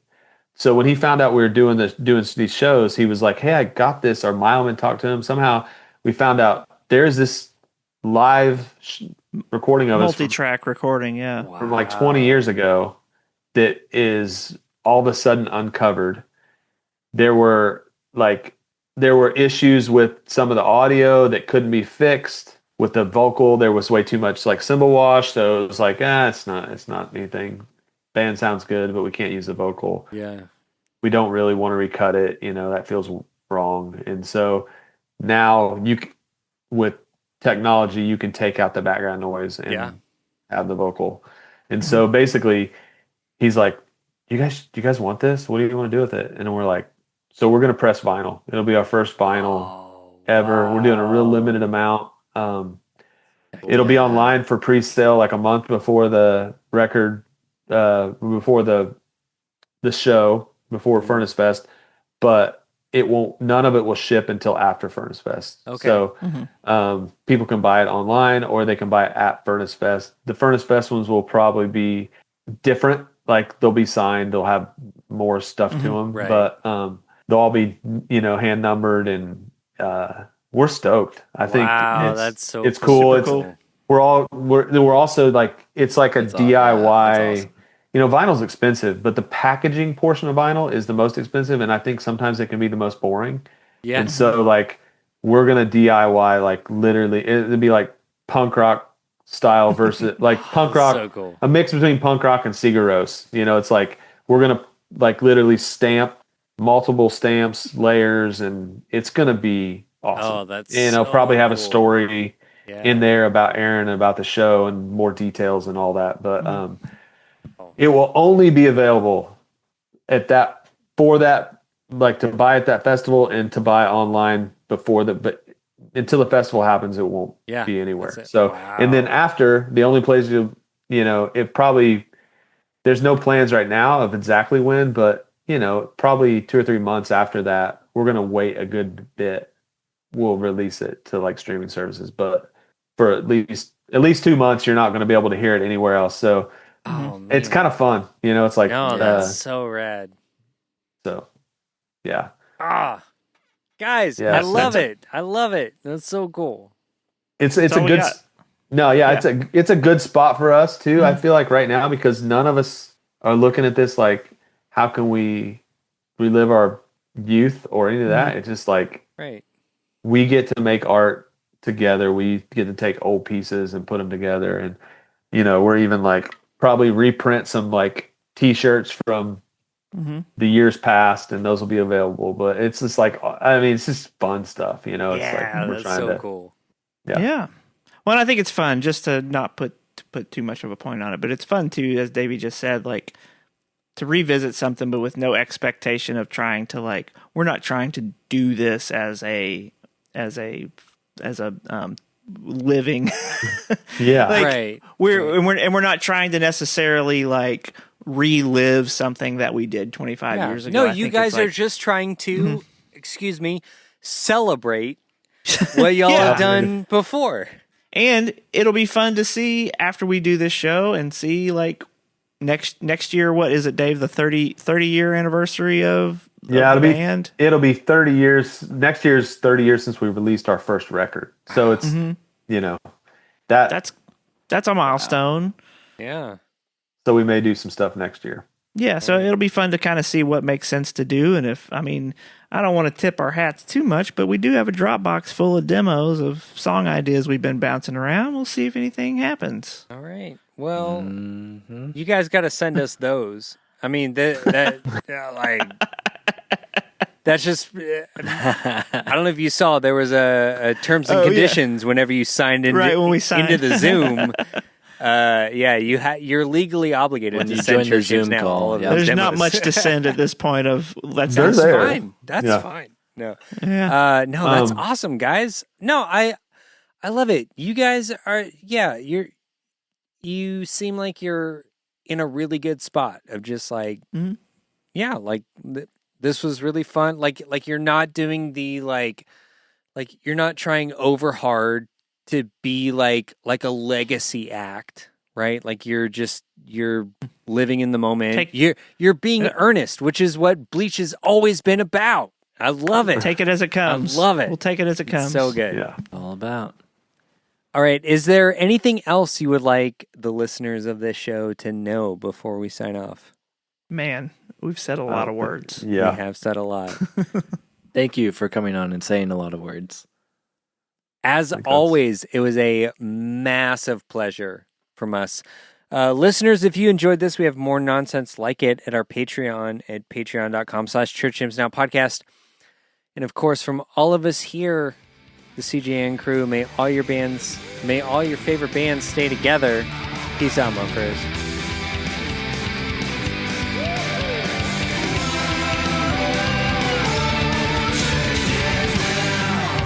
Church Jams now. Four squares feels better. Don't tell TJ. Mine went vertical, and I don't like it. But Mine went No, like I get it. Brady It's- Bunch. It's so I hard. can see Jerry's face better. It's so hard for the social media videos too. Like when we have 6 people, it's fine. When we have 4 people, it's fine. Even 3 people, I can figure it out. But 5 people, it's always just so. But going back to our previous dad conversation, I don't know if he'll ever hear this. I don't know if this will make the episode, but I'm very proud of TJ. He's a really good dad. He's only been doing it 9 months, but man, he's crushing it. Killing it. So I love that. I straight up think, I'm going to say this right now, that should make the episode. And here's why. Because I don't think we say good, especially in today's society, I don't feel like people say good things. You feel them, and that's true. And so, like, I want him to hear that because I do too. That's awesome. I do too. He That's deserves really cool. it. He's a really good dad. Yeah, man. And I'm super proud not only to be doing the show with him, but to be his friend and to see him coming into his own as a dad. He definitely needs to hear that. Yeah. Yep. I think We'll you're make right. his The world, day. world All right. knows too. So I need to. I might actually just clip this right after this and send it to him because I know he was feeling weird about having to leave early. So no, man. but I love it. Bleach We're all Bleach dead. left early. I mean, as in we left music early yeah, because of family, and it's all good. I get it, man. I was actually having Davey. I was actually having this conversation with Kevin Keene from the wedding. So he and I are good friends now. He actually was my realtor, helped me buy this house. That's awesome. And he's been on this show a couple times and only has the most amazing things to say about you and sleeping on your couch. But we were talking about that because he was just featured on the new Scary Kids Scaring Kids album. Yeah. And I was just telling him how great it sounded, and if he like ever wanted to like work on anything, like we both live in the same area, and he was talking about like how it's just hard being a dad and finding time to do that. And I was like, man, I really get it. Like things are because we're like starting to homeschool my daughter now. She's still like preschool age, but like we're starting that process, and we were both just talking about that, like making music, making art is awesome. Being a dad is just like on a whole other level, man. It's a totally different thing. It was really cool. So That's awesome. I texted him recently. So it was like 4th of July. We always sing fireworks. Like I always play it sometime during 4th of July. That's awesome. And so I was in the car and my daughter was in there and I was like, all right, you guys, we're getting ready to listen to the 4th of July song. It's by Uncle Trevor and Uncle Cody, and it's like we played it, and my daughter for the first time was like she like at this age she just picks up on lyrics and everything. Yeah. Kind of. yeah, And she the other day she was taking a shower, like she was showering and like singing in the shower, and she was singing fireworks on the 4th of July. Oh, that's great. But the lyrics were all wrong. I don't know if the lyrics were. It was like, so I recorded. I was like, how's that song go? And recorded it, and Kevin was like, dude, I sent it to Trevor and Cody. They hadn't responded yet. yeah. I'll call them out on that. But but Kevin immediately responded and was like, dude, my daughters are all surrounded the phone and they think your daughter's so cute, and like it was funny. that's But yeah, I will say this. She also did that with Cannonballers. Do you know the song Cannonballers by Is that the Colony House? Colony House? yeah. Have you heard that one, Jerry? No, I don't think I have. It's real good, but it's kind of like a surf rock song. But Surf rock, it says the beginning lyric is like hard top Impala, blank checks and Cannonballers, and her lyrics were hot dogs. I'm in already. Something. She said hot dogs in ballers, Camp Jackson Cannonballers. I sent that to Caleb from Colony House, and he was just like, he was Remix like, time. "That is, Yeah. I've seen a lot of renditions. This is by far the best." And I think Camp Jackson Cannonballers, Camp Jackson Cannonballers is so is a good. T-shirt Yeah. idea No, that's waiting so to good. happen. But Here for the hot was- dogs. Yeah, yeah, that's hot what I'm dogs. here for. It's really good. Anyway, sorry. No, that's great. Yeah.